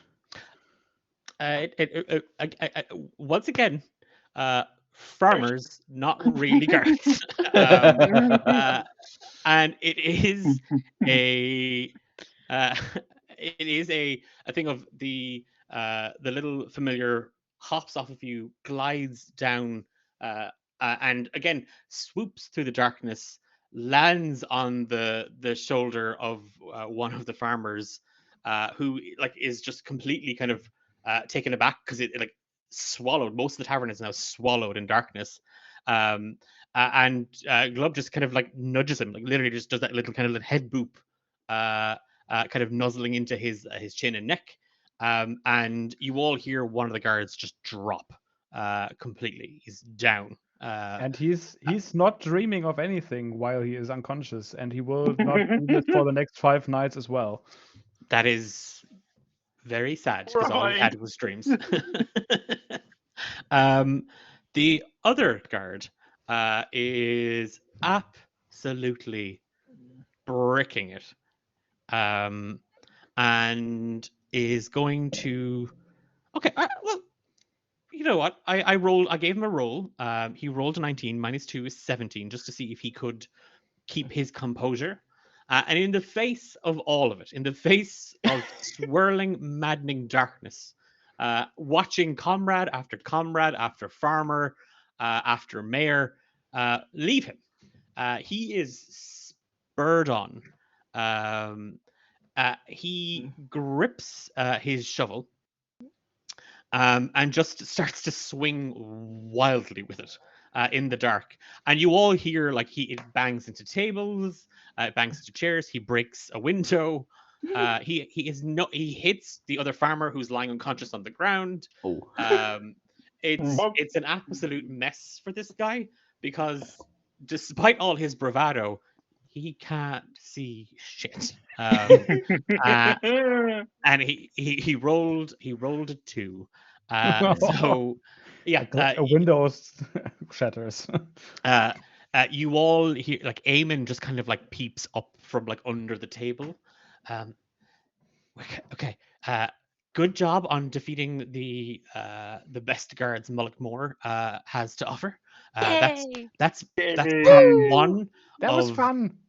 Yeah, definitely. I mean, I mean, I'm glad that the 4 of you jumped in. I mean, I was ready to go. I was good to go. I was on it. And good work, friends. Good work, team. We need to get to the chapel, and we probably don't want to be seen. Yeah, That seems probably. prudent. And as I said, I had grabbed the handkerchief with flourish, and I folded it into a pocket square and put it into my breast pocket. Romance. I in will the just let you dungeon. know that handkerchief was a souvenir that she took from somebody else's house. So Damn. the initials more. or RG are embroidered on that handkerchief. But you, sorry, yeah, she took it from Chapel Rowan. As you grab the pocket square or the handkerchief and you make it into a pocket square, Bernard, you narrowly avoid getting a shovel to the face, as that farmer is still swinging wildly in the Can darkness. I just grab him with my trunk and just give him a little shake to try and like make him go sleep, go sleep, go sleep, go sleep, go sleep? Just go sleep, go sleep. I will give him a Constitution saving throw. That is a 10. It's not his first rodeo. He does throw up because he does get motion sickness. But as you flail him around, his whole life and everything that he's aspired to at this point has flashed before his eyes. And as he's thrashing against you, Tunuk, what's everybody else doing now that Eamon said that we need to get to the chapel? What's our move? Getting to the chapel. Find a back door to try to get out, Yes, and we can Uber, sneak around there. you would have seen Pierre heading out to the back of the Tipsy Dragon.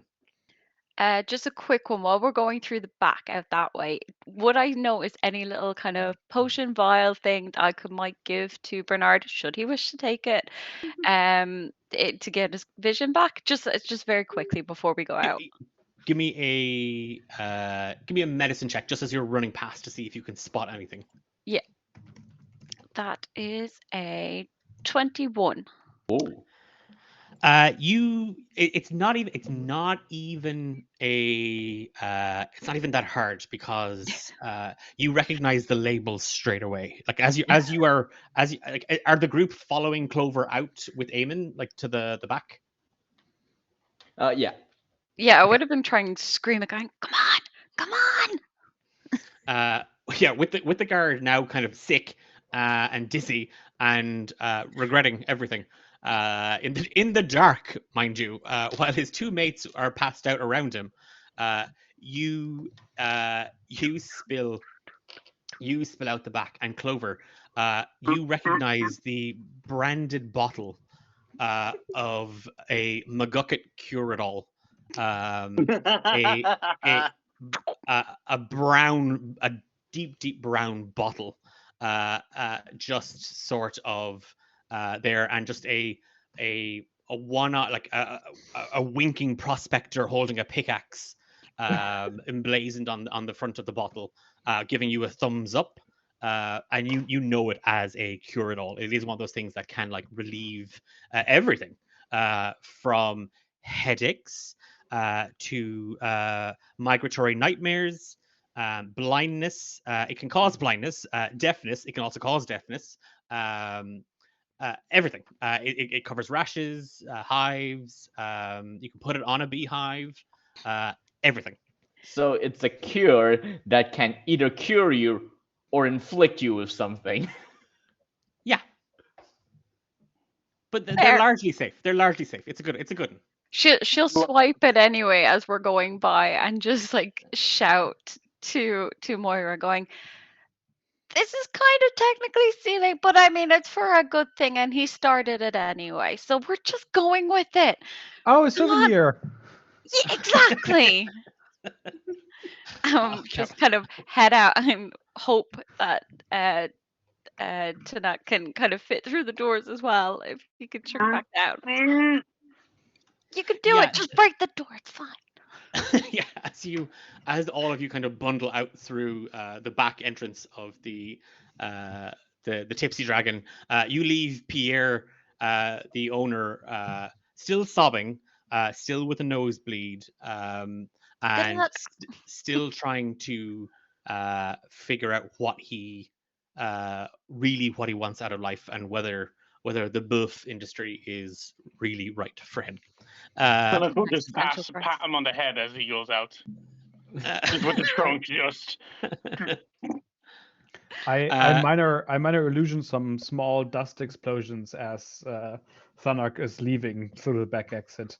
Oh, to try. Like Okay, he's breaking shit. I love it. Spilling out the back, Eamon kind of like does that thing of like he ducks down real low.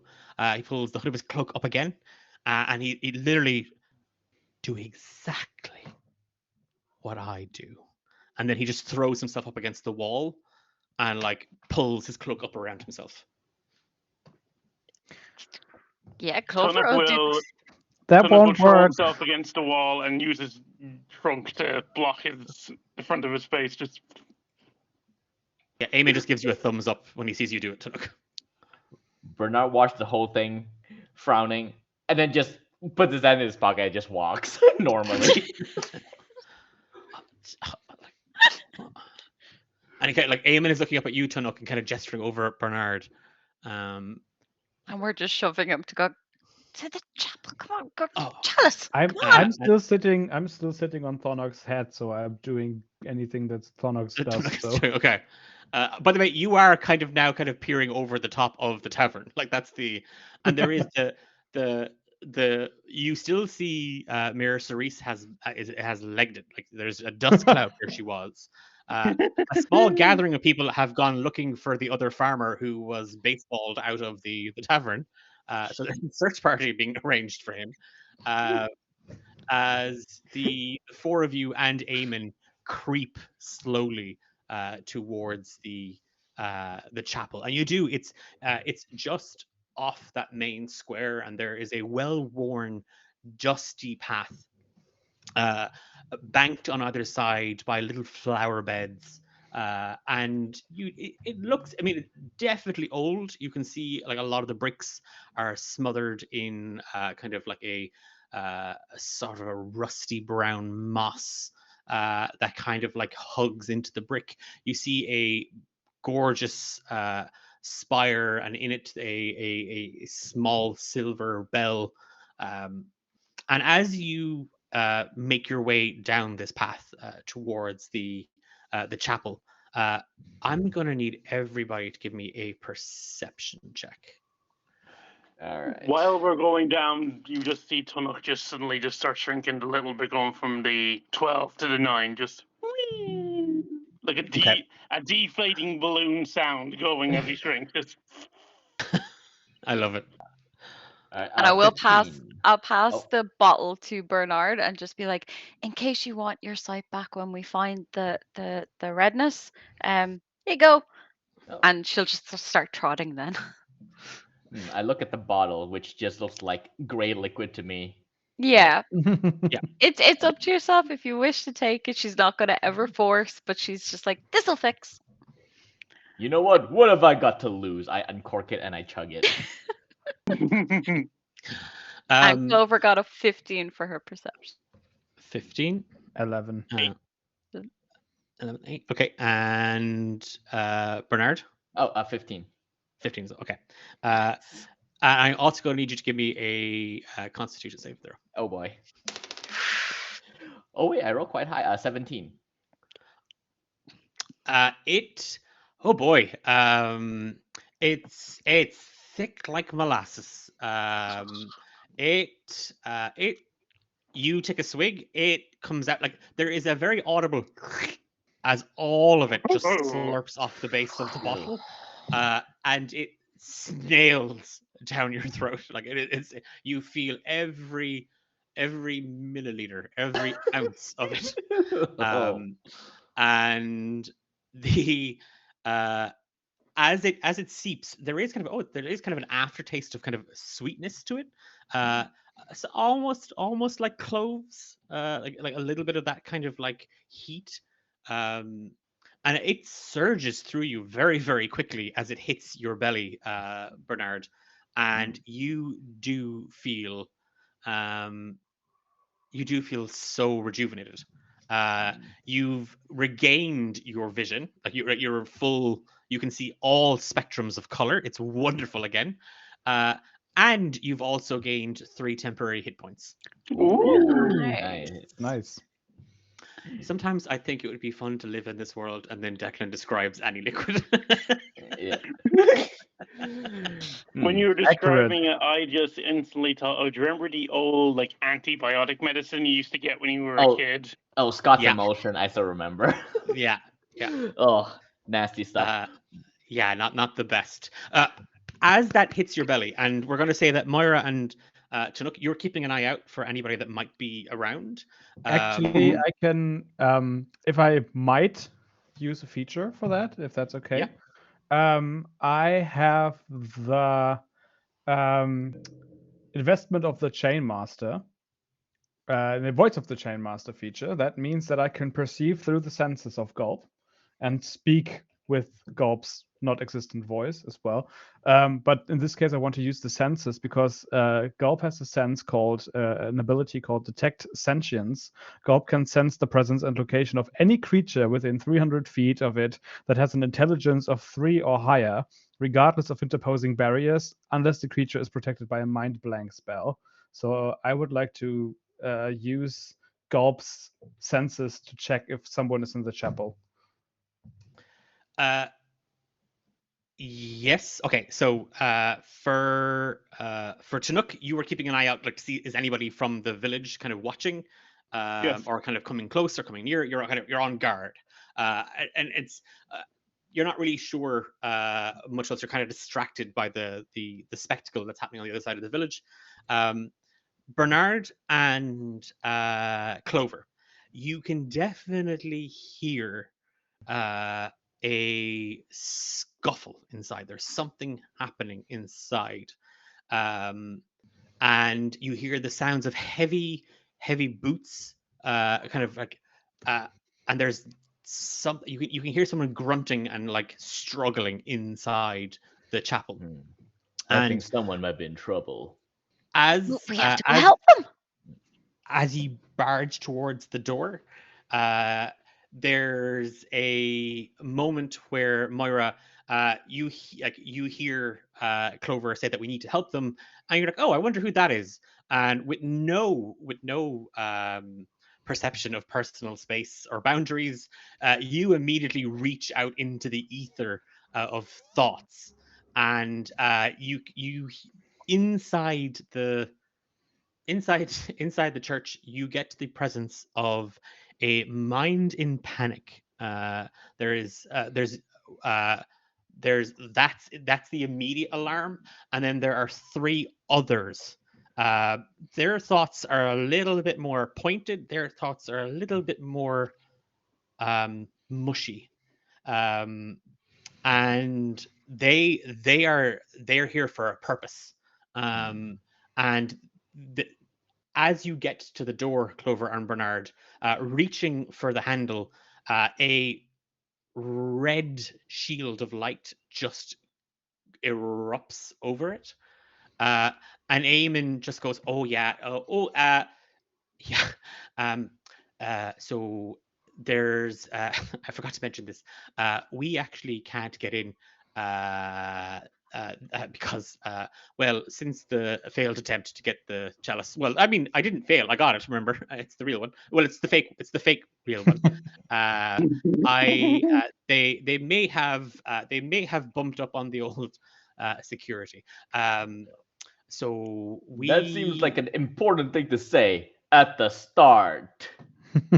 Well, I think that now that we're here, we're at the start of our friendship and adventure. So we And weren't I'm friends telling- before. well,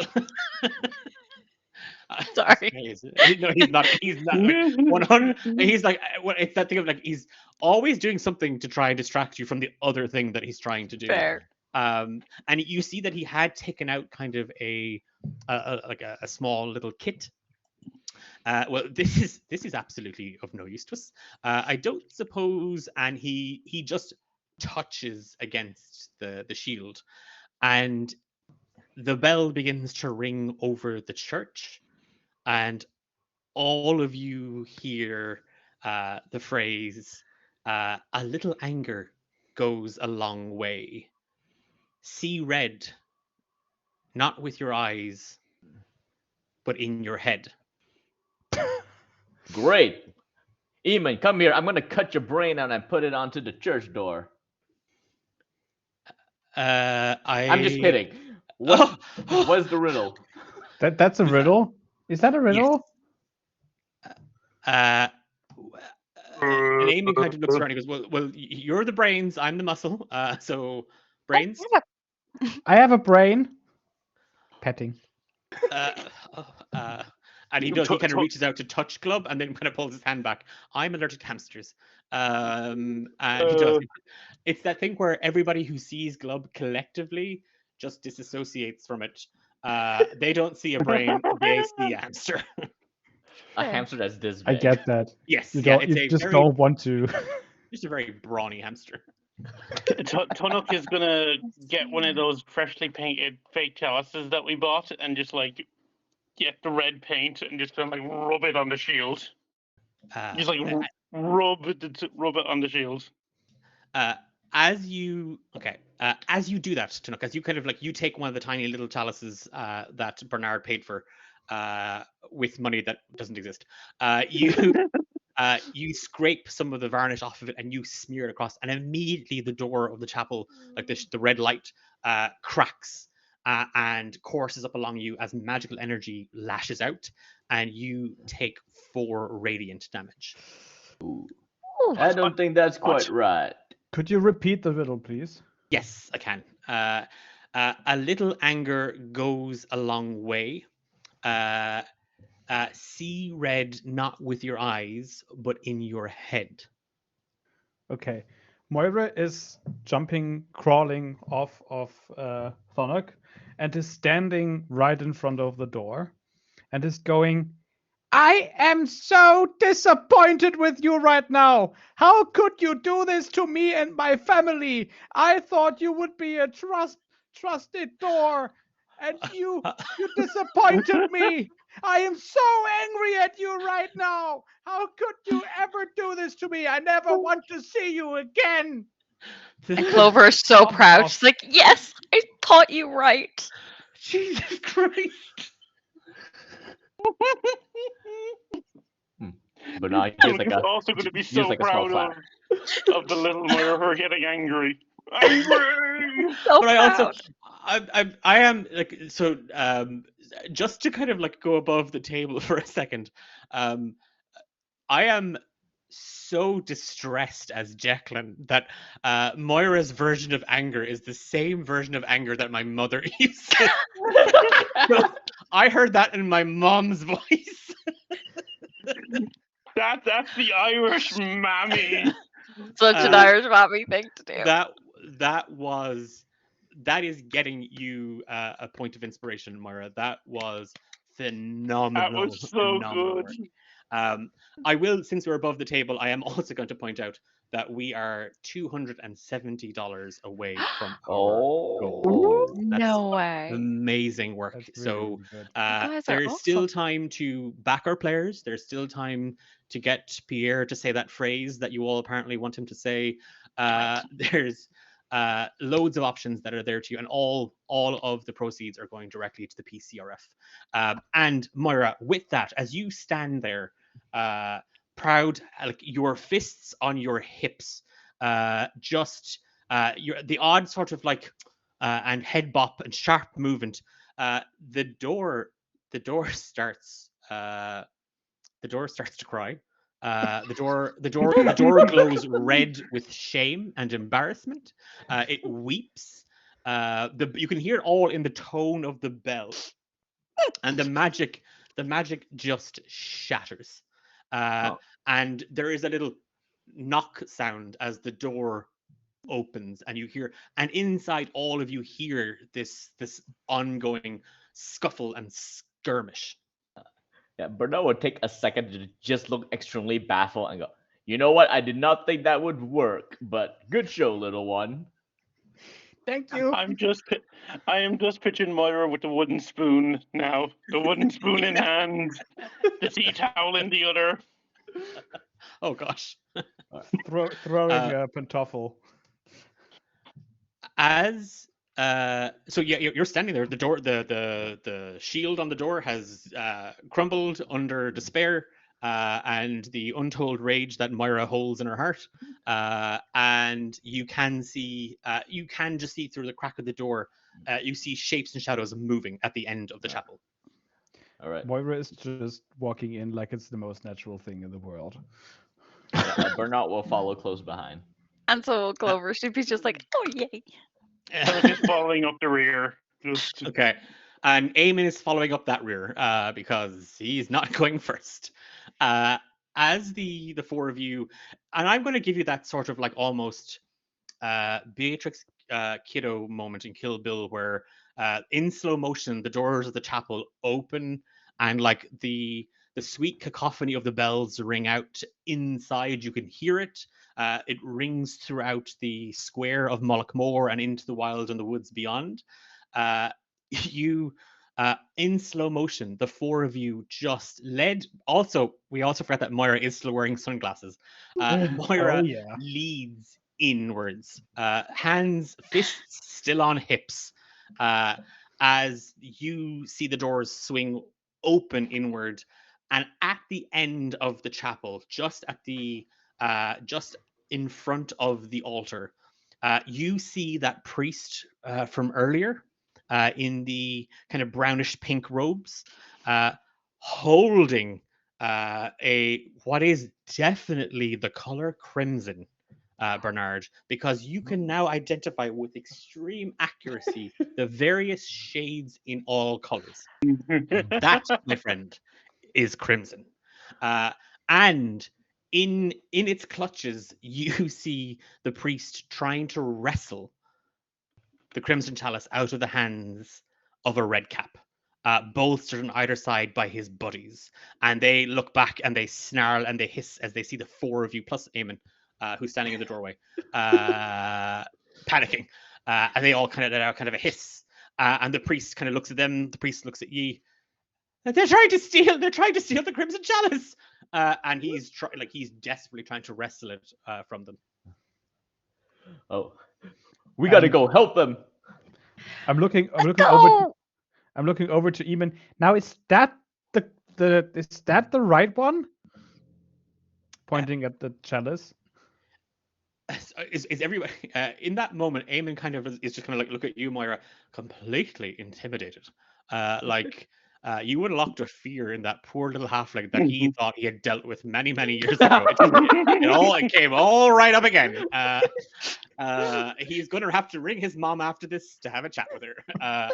But as he's trembling, as you turn back to go, is that he just says, "It is, but he shouldn't have it either." And then you see him look down at the fake in his hands, and he looks at the crimson chalice. And then we are going to roll for initiative. What is happening here right now? There's a conspiracy. Oh no, a 14. Conspiracy. I rolled a 14. Yes. Okay, so we have a 14. We have a 14. I can roll again if you need We to. got a dirty 20. And 18 for Tunnock. 18. Folks, just for the record, I've completely forgotten that I was supposed to roll dice as well. That's just how good a job you're all doing. I'm like, oh yeah, I'm actually in this as well. I meant to roll dice. That's my job. Okay, so we're going to roll for our red caps. And if it's okay by you, I will have them all go on the one turn. It just kind of makes things a little bit. Absolutely. Eamon has a new crush and Bernard has some competition. How big is the chapel? The chapel is about 40 feet long. And we're going to say that you're at the door, they're at the altar, and that's with the exception of like the back rooms off the chapel, it is 40 feet from where you are to them. Like a usual town church size kind of deal. Yes. Yeah. This isn't a particularly, we're not talking about a church or a cathedral here. This is like a small little chapel. And our red caps got an 11. Okay, so they're going to be going after all of you. And who was our dirty 20? Me. I'm the dirty 20. Moira. Okay, Moira. And the 18 was Tunnock. Our two 14s then were Bernard and Clover. What is your dex modifier? 12 for me. 16 for me. Okay, so that will mean that Clover's going to... Yeah, sorry. Clover's going to go first, and Bernard, he will go after Clover. Okay. Moira, you see this spectacle unfolding in front of you. Also, just to chat, this is an ideal time to either throw that $100 at me, so I roll at disadvantage, give our players advantage for $5, or cast some wild magic for 15 because we've got some tricksy little fey creatures in our midst. That would be so much. Or make people That might be so fun. Yeah. Who knows? Who knows what could happen? Over to you, Moira. What am I going to do? Okay, Moira is standing right in the entrance of the chapel right now, correct? Yes. Yeah. Okay, and the priest with the chalice is how far away? 40 feet. 40 feet, okay. And the red caps, I don't really know what that is. I think it's an Irish specific monster, right?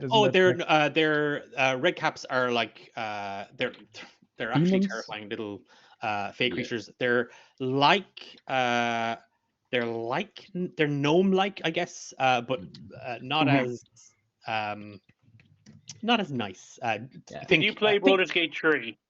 I haven't yet. I will. I think I know the name from the book that is not to be named anymore, from the author that is a fucking think jagged little teeth and blood red caps that sit on top of Yeah, their heads. And I think if the Uh, blood dries, they die, right? So they need to keep killing. Yeah. I watched Oh. Unwelcome recently, which That's has why they red want caps the as the chalice, monsters. probably. Maybe. Yeah. So it's over. It is. Yeah, Moira. It is up to you. Okay, yeah. So what I will do is I will cast darkness again. I will throw darkness right at the front of the chapel just to spread some chaos and shenanigans. So now the front of the chapel, where all the pretty windows are, and where light comes through, it's not completely dark, and there's nothing anymore. And the red caps and the priest are completely covered in darkness. And then, give me 1 second. I will order Gulp to fly to the front of the church because he has a flying speed of exactly 40 feet, which comes in really handy. And I am right now trying to donate $10 to make the priest drop the chalice so that Gulp can swoop it up. Damn it. I tried to put in 50 there to create more magic so we can have chaos. Yeah, Love absolutely. Do the chaos, please. Do the chaos. I love when the table starts to use the charity donations to start sowing madness. Freya, since it's your wild magic, do you want to roll our D100? If anyone in chat wants to do it, they can do it. Absolutely, I am happy to do that. But if not, I can do it. Okay. Leave it to Well, them I tell for you a what, few minutes. you roll a D100 and we'll hold it as a backup. But if anybody in chat has access to a D100, or if you want to use an online D100, you throw us a number 1 to 100, and I will tell you what we get. And Haven, Weaverham, Marion, red caps are garden gnome like Fae with insatiable blood and as subtle as a flung battle axe. That is precise. I just couldn't think of a garden gnome image. That is a wonderful way of doing it.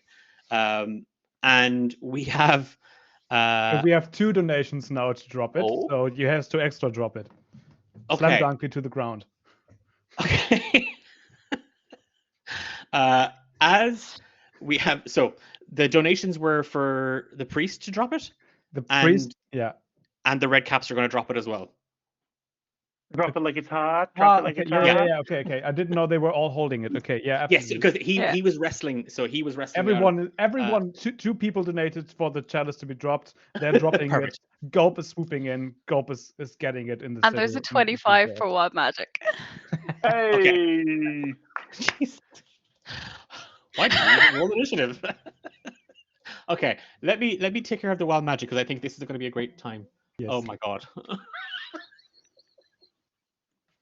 Okay. Drop it like it's hot. Drop it like it's hot. What happened? What did you roll? This is the 25? Stupidest thing.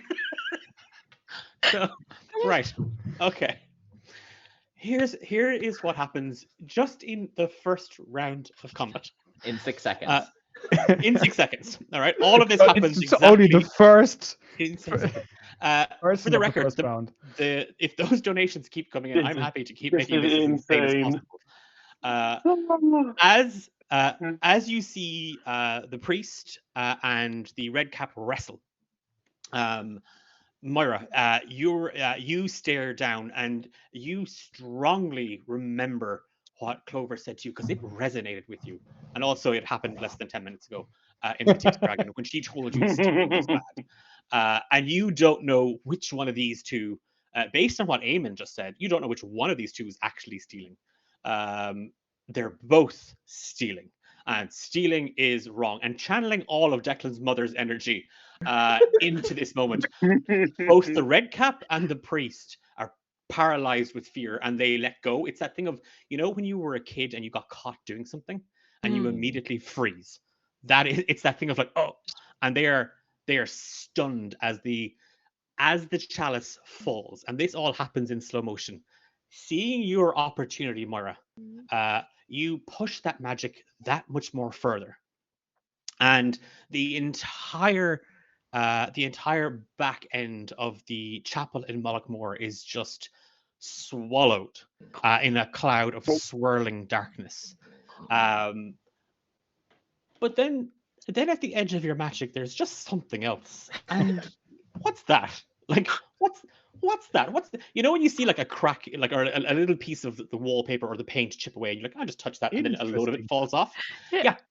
You do that. You pick at the frail magic, and as you do, something leaks out. Something explodes out, actually, in fact, as the entire back end of the chapel is completely and totally swallowed, painted, drowned, smeared is the word I would use, as grease is cast in a 45 by 45 square of ground centered, and the entire chapel is painted in grease. Like you've literally God. swallowed the chapel in grease. The walls, the windows, the floor, the pews, everything is lathered in grease. Oh, Big God. greasing of 95. They will tell their grandchildren about this. Yes. The big greasing of 95. I would love for someone to clip that, please. Oh, we need Oh my God, someone that's our next tourist thing in Mullaghmore. They can get the t-shirts, the baseball caps, the novelty greasing. jars of grease. You have... Now we just need someone to cast lightning, then we'll have grease lightning going on in here. Do I have that? Let's make turn it into a musical. Both the red cap and the priest have dropped the chalice. They're surrounded in darkness. The entire chapel is painted in grease. Glub rushes through and is going to grab the chalice in the darkness because he can see it. I'm going to need you to give me a strength check for Glub. Okay. At disadvantage because the chalice is covered in grease and it's very slippery. So is it I can cast guidance on him though as well. Yeah. Yes. What? Sorry. Clover will help with guidance, so you can have an extra D4 if it's at disadvantage. Okay, because Gulp's strength is shit. Okay, well, he has a mark of guidance on him, so you can roll. That's +4, right? A D4. D4. A D4. Okay. So I will use my. Can I use my inspiration for Gulp? Yes, you can. Okay. Yeah. So that's what I will do. Let's see. What do I need to hit? Do you want to tell me, or do you want me to just roll? So you just roll. Okay. Let me do that. Okay, that's good. Let me add that.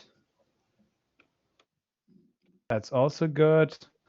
Let me subtract that. Oh, shit. So I have disadvantage and advantage, so I just roll straight, right? Let's just roll straight. So I have to use... I used the first one. Let me see what the... Shit. Okay, so I rolled with advantage, and one of them was a 19, and one of them was a single-digit roll, and I don't know which one it was anymore. Well, I will tell you what. I think the best thing to do is just do a flat roll now, and we'll take that as the new one. Okay, let's do I it. think that's the fairest way of doing it. Yeah. I got greased in Mullaghmore. Okay, that is an 8 plus 4 from the guidance, which is really helpful. So thank you for that. And then it is -2 because Golf has a strength score of 6, so it's a 10. Okay. Yeah. So Gulp lands on the chalice and immediately sets his little claws into it, and he is struggling to lift it. Yeah. Like he's got a grip on it, but he's struggling to lift it. Moira, you can't see because of the darkness, but because Glub and you have that connection. Glub is now maroon in color. Like every aspect of him is fully maroon. Like he is. Okay. He's died. A color, not died. Yeah, I got it. Sorry, I just my words. Glub is just a little bit red-brained right now. Okay. Yeah. We've so action, bonus action, and then Glub. So Glub was going to grab it. Anything else? That's what I can do, I think. Okay. Tunnock. Okay, Tunnock. How far away am I roughly from the nearest? 40 feet. Okay, And I I will only remind have. you that the back end of the chapel is smothered in, well, grease and darkness. Dark grease. Okay. Tunnock will. What will I do? I'll just go forward by 30 feet, and then all I can actually do is I'll just dash again. I'll just dash for my action, Okay. and then. Can you give me an athletics check at disadvantage, please? Oh no. Athletics, that's a +6, so that should be okay. Disadvantage, that's natural 20, so oh no. And 6, so 22. 16 +6. Oh, okay. No, you're fine. You go to dash, you go to like bolt, Tunnock, and you're like, whoa, and you slip and slide. And you're like, oh, wait a minute, this is a crap load of fun. And you do that full like sort of like surfer thing down through the grease as you skid into the darkness. So you've used the dash action, bonus Yes. action. Bonus action. Can I blow with my trunk as hard as I can to try and scare them? Just, Yeah, give me an at intimidation check. them, just try and scare them. Yep, fully intimidation check for me. Okay, that's an 11 plus intimidation. Where's my intimidation gone? Oh, so 14. Okay, and I'm gonna roll for the red caps, and I'm gonna roll for our priest. Okay. Okay, well, the priest is not doing so great. But our red caps, so our priest got a 4, and our red caps got an 18.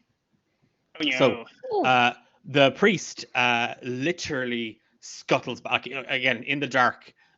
You can't really see, but you can hear him slipping and sliding as he is trying to get a grip and a footing to push back. And he is actually, as you've bombarded into the middle of the dark and the grease, Tunnock, and you there's people all around you as you clash in, but you can definitely hear somebody running or sliding in panic, trying to get away from it all. They're slipping and sliding everywhere. Bonus action? And that was my bonus action, so that's all. Okay. Oh yeah, sorry. Yeah, I just can dash do. action to get down there. Perfect. Okay. It is Clover. So was it the red that was running away and the priest is still, or is it the other way around? You can't see because of the darkness. I have a little bit of dark vision though. That's magical darkness, though. Oh, It's shoot. magical darkness, unfortunately. No, goodness. I love the idea of Clover just turning around to Moira and being like, "Not again." We've told I you. can help. Can I help? Can I give her a direction? Because through gold I can see. I have blind vision. Can I help Clover to aim? Oh, we could talk about it. I'd be like, tell me which one is running. Can you see them? At You, at I 11 don't o'clock. think At so. I 11 think I o'clock. Hit it. Hit it. 11 o'clock is the priest. Not that one. That's I the don't command that you've gotten. You've been told to point and shoot at 11 o'clock. Yeah, I'm just gonna cast kind of Moira doesn't know. Moira just sees 4 people Yeah. struggling for the chalice. Moira whichever doesn't. one is running the quickest out. Got it. Yeah, Um, he's the 11 o'clock is the only one that Moira sees trying to get Okay. away. So yeah, you can make If your we- attack roll. We'll try that. Whole person. It's a wisdom 12 saving throw Okay. that I need from the. Okay, that's a 6. So they are completely just They're just as held. Yep. And then she'll They're probably frozen. she'll just keep her kind of held there, being like, I don't know who I'm holding. I think you may need to make the dark go away. And then that's her turn. Can I do this instantly? Can I? I don't know if I want to. I think funny. you have to drop. Yeah, I think you have to drop darkness on your turn. Is it it's Bernard. concentration? Oh, it is concentration, I think. Yeah, I think concentration is, can just yeah. end it whenever you want. Yeah. Okay. Yeah. What but do we you think? don't Should want I to. drop the darkness? That would be much appreciated. I need to be able to see to hit my opponent. Hit, no, Uh, hold. But then they can see Gulp. We can protect him. Don't worry. We'll protect. I'm up Okay. here. I protect Gulp. I Yeah, drop. you hear Tunuk bellowing from the other end of the chapel. Okay. I drop the darkness, and everything unfurls in front of our eyes because we couldn't see shit before.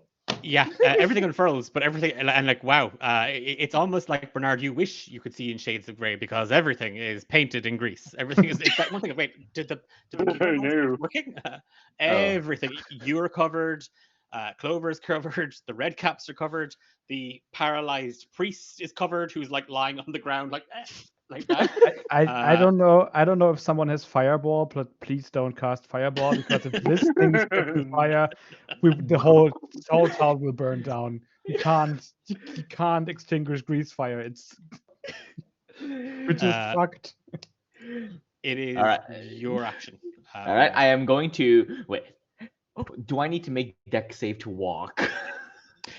If yes, you're going to have to give me. You can either give me an athletics or acrobatics check. Oh, I think I suck at both, which is funny thing to say as a rogue, but And oh, also- natural 20. Well, Yes. Yay!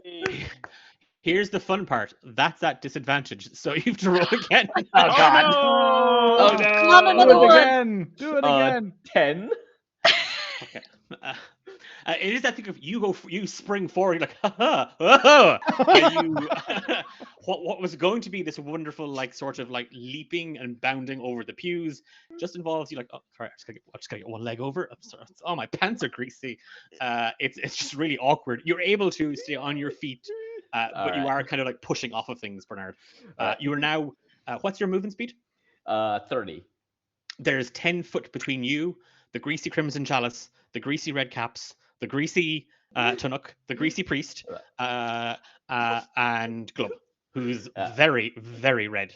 All right, so I just take like a step and go, whoa, oh my word, everything is, oh, slippery slide over here. Be careful, everyone, as I just push myself. And then I'm going to bonus action dash to get in range. Yep. And then I draw my cane sword and I look at the red cam and goes, it's just you and me, Fardarik. I'm going to skewer you. I don't know why I say it like that. It's a bit creepy. I'm going to get stab at it. He looks up and he is just scraping the grease out of his eyes. And he flicks it to the ground. And he takes out a little dagger. And he just does this. Oh, just to specify, I'm going up to the one that is right in front of the brain, just so that I can defend it if need be. Yep, perfect. Yeah, Thank gotcha. you. All right, and Appreciate I'm gonna stab at that one. That is 15 to hit. 15 hits. All right, and because I'm next to the brain, I get sneak attack. Ho ho ho. Woo! Oh! Ho ho. That is 16 piercing damage. Okay. You completely and totally unfazed by the red cap's intimidating hand gesture and his little pointy dagger.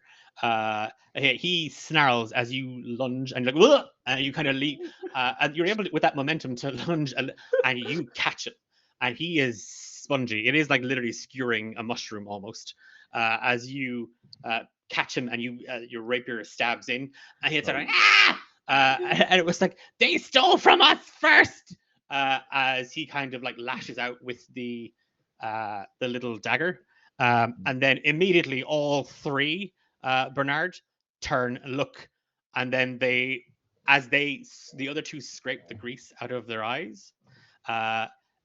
He turns, two of them turn up and they just see Tunuk, and they kind of waggle their daggers up at him. They're going to attack, and this is going to be fun. I hope. Oh no! We I have don't a have donation D8D. for Emily Taylor Award, just so you know, Declan. Oh, Stop the light. I forgot to select alleged DM the Emily Taylor Award with my donation. Uh-oh. Okay. For chat, in case you're just joining us, and just to remind the players, the Emily Taylor Award is it allows a player, so you can choose MWATS 1027 if you want. You can choose which player gets to invoke the Emily Taylor Award, which at their behest, I must do to the best of my ability the thing that they most desire in that moment. The Red Caps lash out at 22 to hit Tunnock. 22 definitely hits. Definitely. The second one's only an 8, and Bernard, that is a 24 to hit. Oof. Oh, yeah, that definitely is. And we're rolling d4s on this, so 4 plus.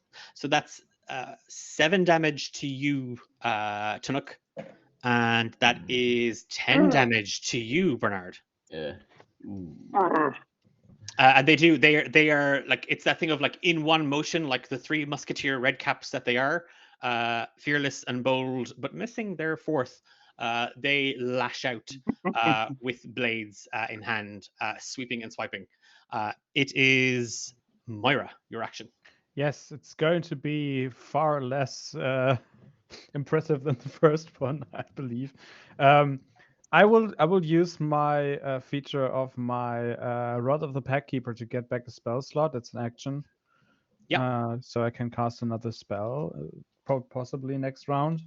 And I would like to order Gulp or ask Gulp friendly to get back to me and get the chalice over to me. And I don't know if I can support in any kind for that. He's still he's still got a grip on the chalice. So if you want, you can give him another strength check. Yeah, I would love to.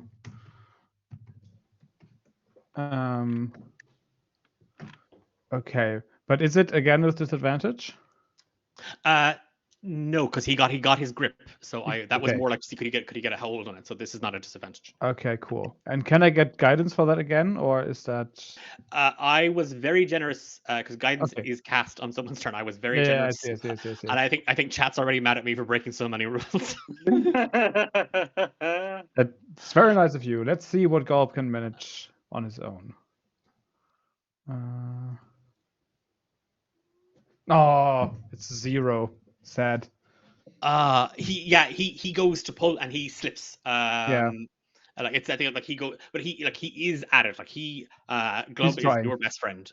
Well, I mean, you're not going to tell that to Clover, but he does. He's still going to hang on to it, and he's still going to try and get it away for you. That's your action, bonus action, and stuff like that. Tunnock, you've got 2 red caps that are swiping and stabbing at your shins. Bonus action rage. Okay. So I grow again, just love it. You see both of them, their jaws just drop in like a motion. Like it's just in unison, they both just like go slack jawed. For action, I will Nelly the elephant and pack my trunk by picking them up and grappling them. Excuse me, the Toy Dolls reference, aces. Thank you so much for that. I'm going to give you inspiration for the Nelly the elephant, and also for the fact that you held off on the Nelly the elephant joke as well. So that's, you're getting inspiration for using it and not using it straight away. So with that, as a large creature, these red caps are small. So given that you've gone up in size, I will let you grapple both. But they are going to get a strength save against you. No problem. Okay. I will. I'll keep the inspiration for now. I'll keep it for now. I'll see. Okay. Do you want to give me an athletics check on it? Okay, rolling. Natural 20. Yes. Nice. For 26. On level 4.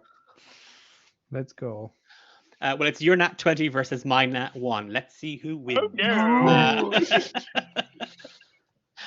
Yeah, no, it's that immediate thing of they go completely slack-jawed. And to look, your trunk down, it's like to not to get like dark with it, but it's like that thing like in a horror movie where like in Alien, when the alien just slowly just kind of comes into frame, the trunk just slowly drops into frame here, and the two of them are coiled up, and it's that thing of they're coiled up, and you're able to kind of like just bop both of them on the head, and they're both still terrified, and they are grappled. Your bonus action was raging. Your action was grappling. Yes. That's you done and dusted. Yeah, that's me done and dusted. With 2 red caps grappled in your trunk. Clover. Very you greasy see fur, because I am covered in grease, Oh, so... God. Does someone Oh have my goodness. prestidigitation? We need to What clean the that hell is mammoth. romancing the dungeon and grease? Like it's just... Ugh. Clover, sorry. Your priest is still held. Like he's still... Yeah, Yeah. yeah, I mean, she doesn't want to keep him there and stuff, so she probably just kind of, I don't know if she can let it go because but it's concentration, so she might let him kind of You're going to go drop because it. she doesn't want him to be scared and awake and all that kind of stuff while she's being held and all this stuff going on. So she'd be like, okay, he's held, he'll stop running hopefully and just stay. And she'd be like, wait, please, calm down. She will cast Healing Word because Mammoth Tunnock got hit. And Bernard got hit as well. And Bernard got hit as well. Okay, so she is gonna cast.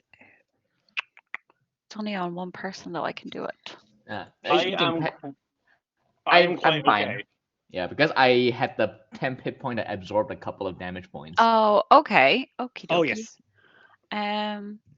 Well, this is what she would do anyway. Yep. So Yes. she will cast Healing Word then on Tanak since he's still got 2 and there's potential for more. So you get 4 healing 4 points. 4 HP back? Yes, 4 HP points Okay. back. And Nice. then there's not much else she can do. She'll just kind of run up as far as she can. She only has 25 foot to try in the grease. Give me an athletics or an acrobatics check, please. At disadvantage. Athletics or I should do acrobatics actually. No. That was the first one was a 5 and the second one a 15. So disadvantage. Disadvantage. 5. Yeah. 5. What was your healing word, by the way? What did you say to Tanuk as you cast the magic? She'd sit there and she's just like, no bleed. It is that thing as you're drawing on the magic, pulling it up to you, and you're like, no bleed. It goes no bleed as you go back. You move, slip back, and it's bonk as you slip in the grease. The magic is cast forward. It hits the ceiling, bounces off the greasy chandelier, and still manages to find its way to Tanuk, who recovers 4 hit points. Any bonus actions? No, she'll kind of just sit there on her shoulders and then just be like, oh my god. And that's it. Tiny little buffs are now kind of bouncing around the top of your head, like almost like you're seeing stars. It is Bernard. All right. I'm gonna, grit my teeth and hold my wound for a bit as I withdraw my rapier, and I'm gonna look at the red cap in front of me, and I'm gonna go, "What do you mean they stole it?"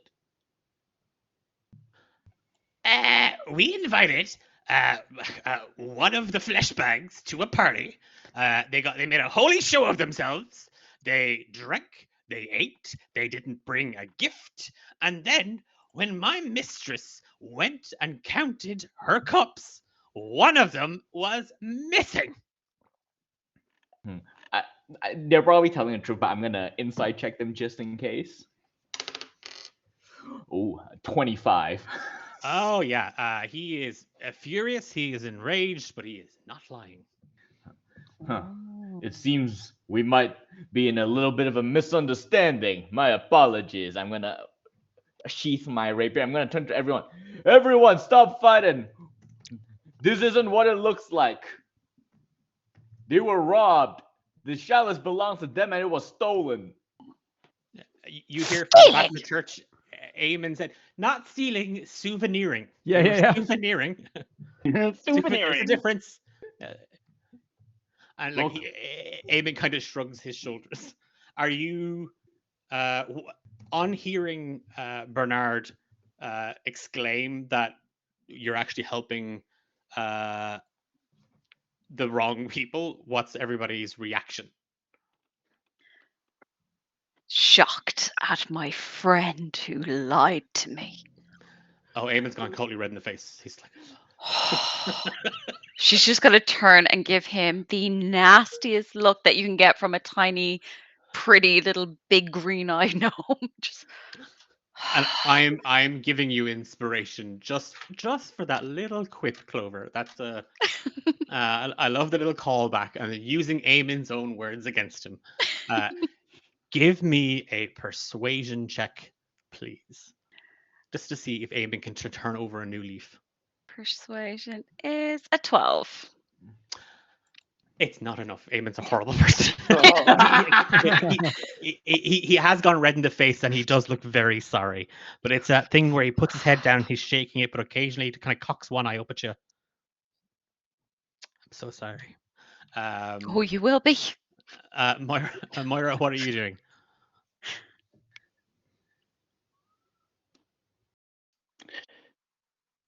Moira? Sorry, I got confused by chat. You're what are you in this moment, having learned from Bernard that the Red Caps are here to reclaim what was stolen from them? What are you doing? So, who are we giving the fancy cup to? Us. I'm confused. Well, clearly we give it back to the red-capped people. What is a red cap?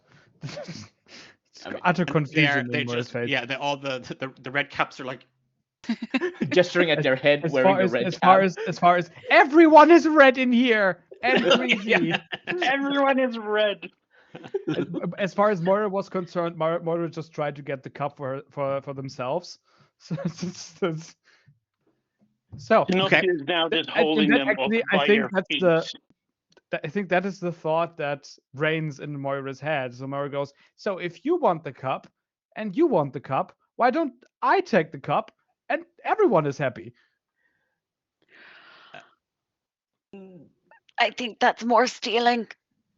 I would see a problem with that. No more stealing. We're not stealing, we're souveniring. Okay, new plan. Gulp is flying up, dropping the cup, and whoever gets it first will get the cup.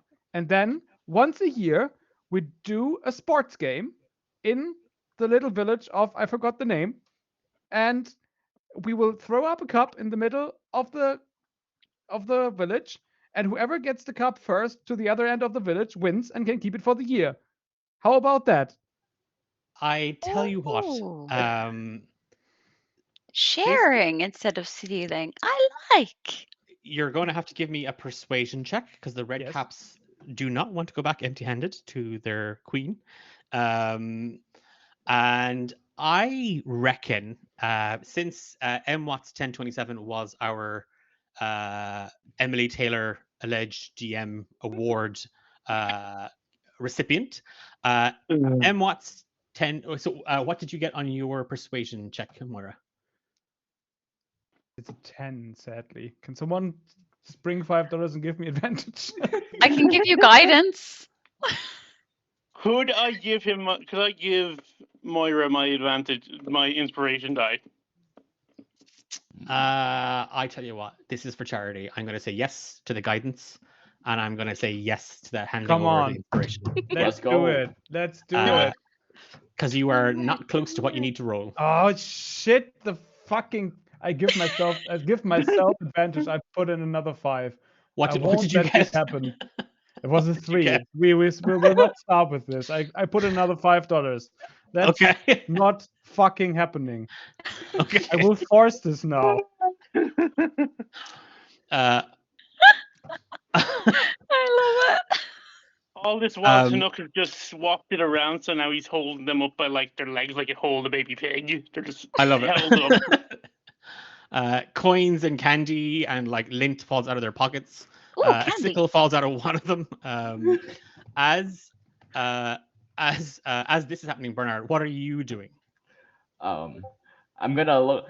Well, I'm sort of like about to say like I don't think it makes sense to ask the people who got stolen from to share. Oh, okay, I see. This is what we're gonna do, and then just So start. I've given myself another advantage. If this doesn't work, then it shan't be. Okay, come on. It's a natural 20. Hey! So Wonderful. the power of money reigns. Capitalism wins. No, charity The power wins. of money reigns, and I think given that we had our Emily Taylor alleged DM invoked, I am going to say that this request, as absurd and as far out there as possible. I'm also conscious of our time because there's another game starting in a couple of minutes. So, in all of this, as you propose, Moira, this solution that we can't steal, we can't souvenir, which is the French for stealing. We have to find some middle ground. So can't steal, can't souvenir. What's the other one? Share. So in the square of Mullaghmore, with Redcap and Mayor Charisse, Moira, Clover, Bernard, and Tunnock overseeing, we watch as a new town charter is drawn up, outlawing theft, because and also explaining that souveniring is a form of theft unless you pay for it or ask for it. And there is an agreement that once a year they meet on this day and exchange the ownership rights of the Crimson Chalice between Court of the Red Queen and the Mullaghmore residents. And we can say they can turn it into a And what? festival. Yes. It Look does what turn it. Watts just dropped an 85 for donating. Just Oh, What was our 85? Other than getting us to Nothing, Emma, just- $4,905. Oh my God. That's amazing. And I tell you what, I am going our Red Queen over in the Fey Realm as our festival begins to unfold in Mullaghmore, drawing interest from all over Galeshire, once again reviving the town. It is rumored that every couple of years, 85 years to be precise, the Red Queen herself, Monica, makes a grand appearance, red cup and crimson chalice in tow. As the ink dries on the parchment paper, over your shoulders in the distance, a brown and pink robed priest looks back, shakes his head, shoulders slunk. Well, Sops, you tried your best. Maybe there's another town full of idiots that you can fleece. And he trundles down the road, spying a crossroad and a little flagpost that says, "The Village of Herb, 100 miles." And our adventure, caught red-handed, officially canon in the, and also it's all we can. Oh my God, we can blame the four of you for what's happening now. I'm sorry. We're being know scapegoat. four characters are You are now being inside the- scapegoated hard for what happens in Romancing the Dungeon right now. Clover, Bernard, Thunnock, and Moira, you have a lot of explaining to do. We were trying to help. We're just doing As we good draw our things. We adventure were to doing close. good deeds. It's that whole butterfly beats its wings thing. Hmm. I want Just a to little brain flapping its very wings, causing quickly, a tornado. because I'm conscious of our Yeah. time. I want to very, very quickly thank Freya, Tom, Oni T, and Nikki for their time. This did like everything Romancing the Dungeon related. You should see my notes. This I'm so sorry. the only time I looked at my notes after the break was to check the stats of the Red Caps. That was the only thing I looked for. And I also rewrote the riddle in my head, and I was like, and then when Tom asked me to repeat the riddle, I went, oh shit, and I had to scroll up through the subs. So for keeping me on my toes and for Well done. I think giving chat an absolute blast. The four of you should be immensely proud. I So want to much fun. thank my much fun. stream producer Justina. Thank you so much for your time and your energy, and to everybody in chat, thank you for joining us. Thank you for encouraging the chaos. And wherever you are, I strongly recommend you try a little Beyond the Buff, hitting a grocery store and supermarket near you coming soon. I also need some donors, so get involved. On behalf And of thank you, Declan. Thank you for Yeah. being an amazing Thank you DM. for being amazing, Not at all. for, No, for jumping in. Thank you. That was no, incredible. and Last I minute. that's the one thing to flag. So these folks were originally scheduled to have a different GM, a different game, and within a couple of days, like very little days notice, completely came up with new characters, completely got on board with a completely off the wall story, and just kudos, absolutely kudos to the four of you. So thank you so much. I have to bounce. We have to go. There's another stream good to take over. 1830. Barista Babes with one of my favorite DMs in the DM seat, Dahi, is going to be telling us a thirsty sword lesbian story. So don't go anywhere, stick around, and we will talk to you all very, very well. We'll talk to you in 2 seconds when we're off. Yeah. Bye bye.